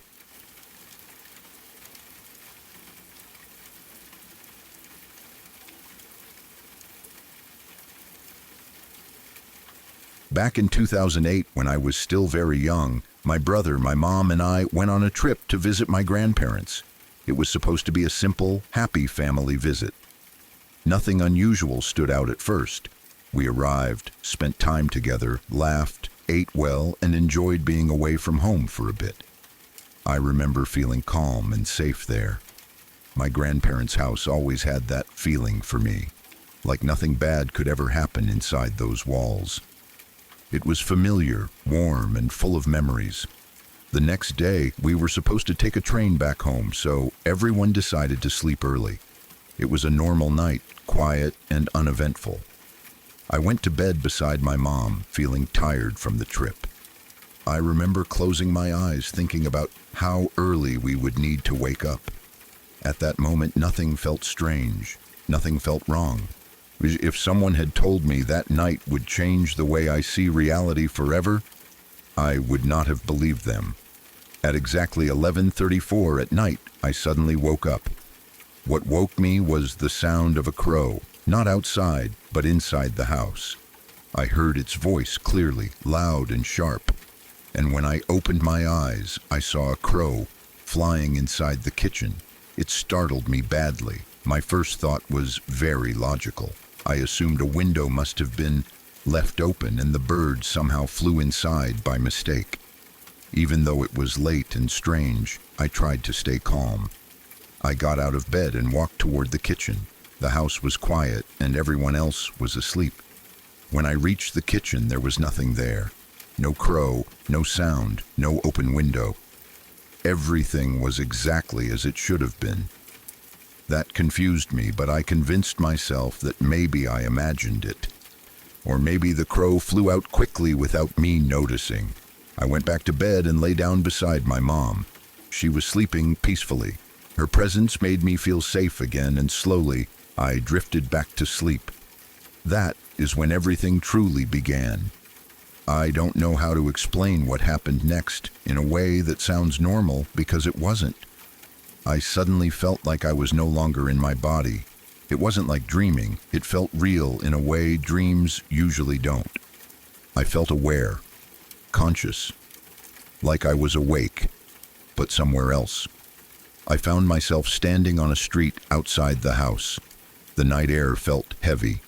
Everything looked darker than normal, like the world had lost some of its color. Then I saw it. A figure. It was tall, extremely tall, and very lean. It wore a black hood that covered its face completely. I couldn't see any features, and just darkness where a face should have been. The figure moved slowly but confidently, like it knew exactly where it was going. I watched as it walked toward my grandparents' house. I felt panic rising inside me. I knew somehow that this thing was dangerous. I tried to move, tried to scream, but it was like I was stuck, forced to watch. The figure entered the house and began climbing the stairs. I knew where it was going. It was coming to the room where I was sleeping. My fear became overwhelming. Then suddenly I snapped awake. I was back in bed. The room was dark.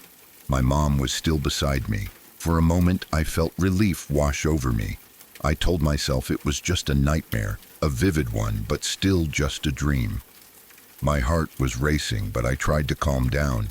That relief didn't last long. Almost immediately I felt something else. A feeling I had never experienced before and never want to experience again. It was a deep, heavy sense of dread. Not fear like being scared of the dark, but a powerful feeling that something was wrong.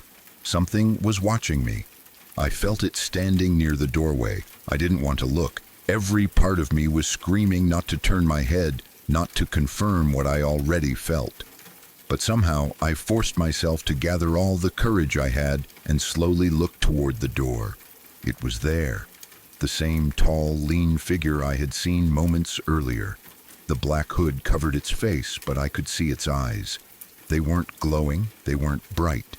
They were dark, hollow, empty, like deep holes with nothing inside them. It stood there silently. I couldn't move. I couldn't scream. My body felt frozen. Then, without warning, the figure began to change. It didn't walk away. It didn't fade.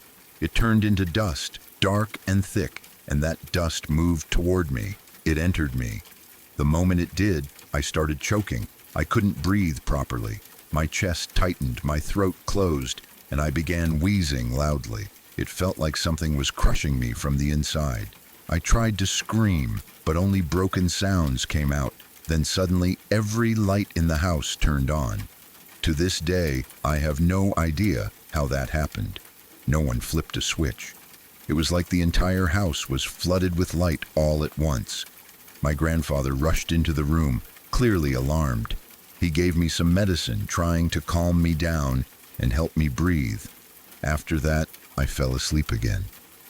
The next morning, I was taken to a doctor. I explained what I could, though I didn't tell everything. The doctor dismissed it, saying it was just an allergic reaction.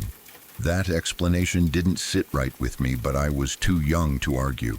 As we were leaving the doctor's office, something else happened. I noticed my body breaking out in hives. Large, itchy boils appeared all over my skin. They stayed there for a full week before finally disappearing on their own. That incident changed me, not just emotionally, but in ways I can't fully explain. After that night, many things in my life shifted. Strangely, most of those changes were good. I became more aware, more focused, more driven. It felt like something had unlocked inside me. At the same time, I was never the same again. Even now, years later, I still see that figure sometimes. Not up close. It doesn't approach me anymore, but I catch glimpses of it, watching from a distance, always observing, never speaking. I don't know what it was. I don't know if it was something supernatural, something psychological, or something else entirely. All I know is that it felt real, more real than any dream I have ever had. Doctors gave me simple explanations, but deep down, I don't believe them. Something happened to me that night. Something entered my life, changed me, and then stepped back into the shadows. And even today, I still don't fully understand what it was or why it chose me.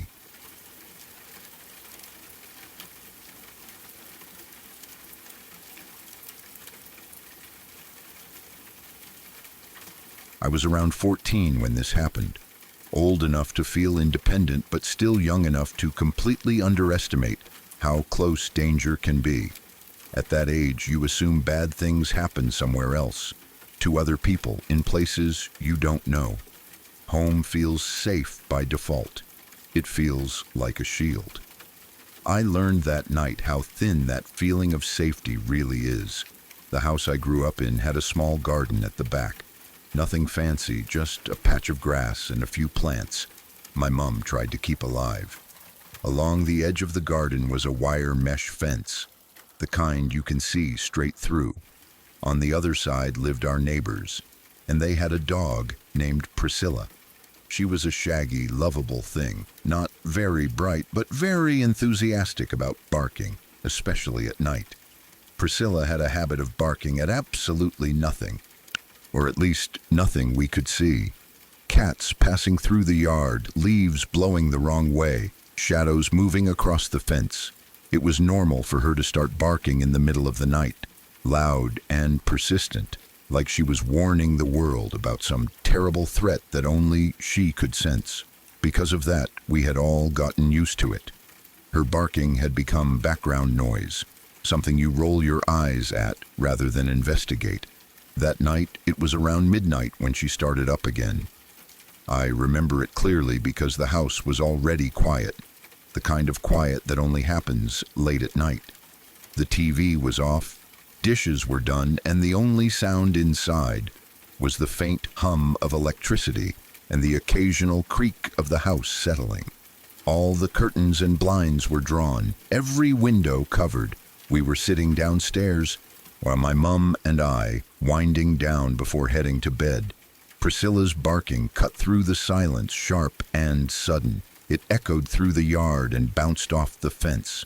She sounded more frantic than usual, barking in quick bursts instead of her normal, steady rhythm. My mum looked at me and asked if we should check outside just to be sure everything was okay. I barely thought about it. I shrugged and said something like, "Nah, Priscilla's probably just barking at a cat." I sounded confident, dismissive even. I had heard that barking so many times before that it didn't register as anything unusual. In my head, it was routine, a dumb dog doing dumb dog things. After that, we turned off the light in the room. The sudden darkness felt normal, familiar. We walked upstairs, said goodnight, and went to bed like any other night. I didn't look out the window. I didn't peek through the curtains. I didn't hesitate.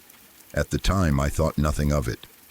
The next day changed that completely. It was daytime, bright and ordinary, the kind of day that feels completely disconnected from anything frightening. The sun was out. Birds were making noise, and the house felt warm and normal again. That's when the neighbor's housekeeper came over to talk to my mum. She was a woman who worked there regularly, and my mum chatted with her casually whenever they crossed paths. I wasn't in the room at first, but I remember hearing the shift in my mum's voice, the way it went quiet, serious, almost tight. When I came closer, I could tell something was wrong just by the look on her face. The housekeeper started explaining what had happened the night before. She said that when Priscilla started barking around midnight, she had looked outside to see what was going on.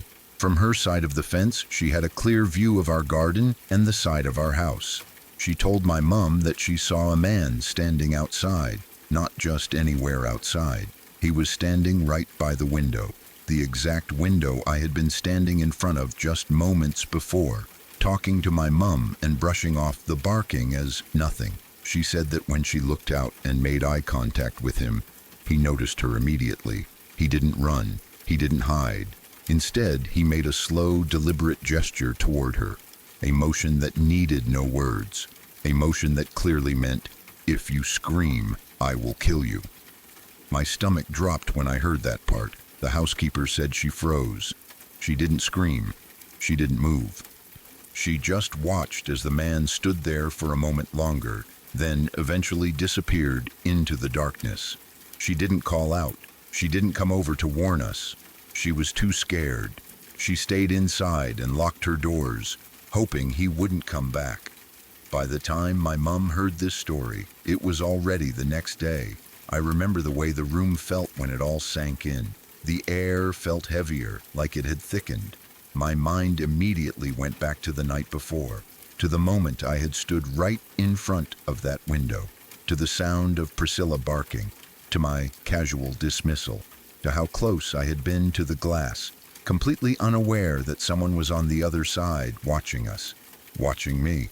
The realization hit in waves, first fear, then disbelief, then a deep, unsettling sense of vulnerability. I kept replaying the moment in my head, imagining how easily things could have gone differently. What if I had opened the curtain? What if I had leaned closer to the window? What if I had gone outside to check? I thought about how confident I had sounded when I told my mum it was probably just a cat.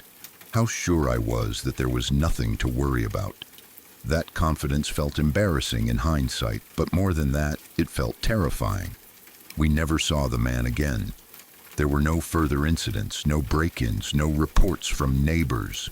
He appeared once, silently, and then vanished from our lives as suddenly as he had entered them. That almost made it worse. There was no explanation, no closure, no reassurance that he had been caught or scared off or moved on. Just the knowledge that at some point, in the middle of the night, a stranger had been standing outside our house, close enough to see inside, close enough to threaten someone who noticed him, and close enough that we could have crossed paths without even realizing it. After that, things changed for me. I stopped trusting nighttime sounds. Every noise felt suspicious. A creak in the house made my heart race. Barking dogs no longer sounded annoying or pointless. They sounded like warnings. I started double-checking locks before bed, even if I had already checked them once, sometimes twice. And the curtains, I check behind them constantly now. Every time I hear something outside at night, I pull the curtain back just enough to look into the yard. I scan the shadows, the fence, the corners where someone could stand unnoticed. I know it probably looks paranoid from the outside, like I'm some kind of nervous hermit peeking into the dark. But I can't help it. That one night rewired something in my brain. It taught me that danger doesn't always announce itself loudly. Sometimes it's quiet. Sometimes it hides behind normal sounds you've learned to ignore. Sometimes it's standing inches away while you feel perfectly safe, convinced that nothing is wrong. The scariest part isn't that there was a man outside our window. The scariest part is how close I was to seeing him, how close I was to acknowledging his presence without understanding what that might have meant, how easily curiosity or caution could have put me directly in his line of sight, how easily my assumption that everything was fine could have turned into something irreversible. I think about Priscilla differently now too.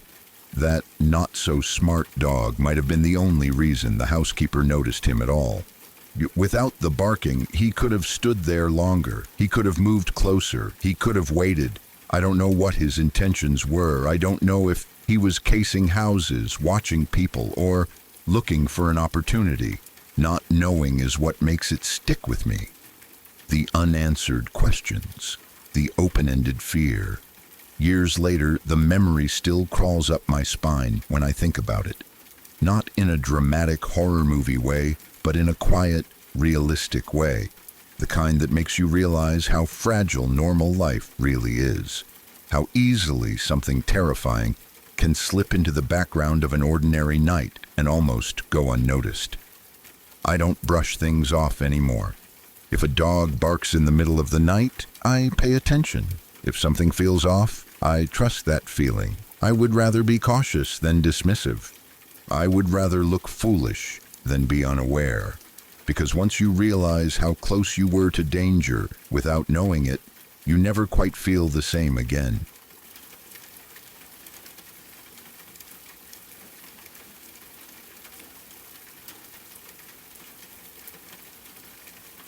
Thank you for spending your night with me. I hope these lullabies stay with you, but not too close. If you found these stories chilling, please like the video and subscribe to join the family. Every comment and sub helps us keep the darkness growing. Get as comfortable as you can, stay safe, and I'll see you in the next one. Sweet dreams.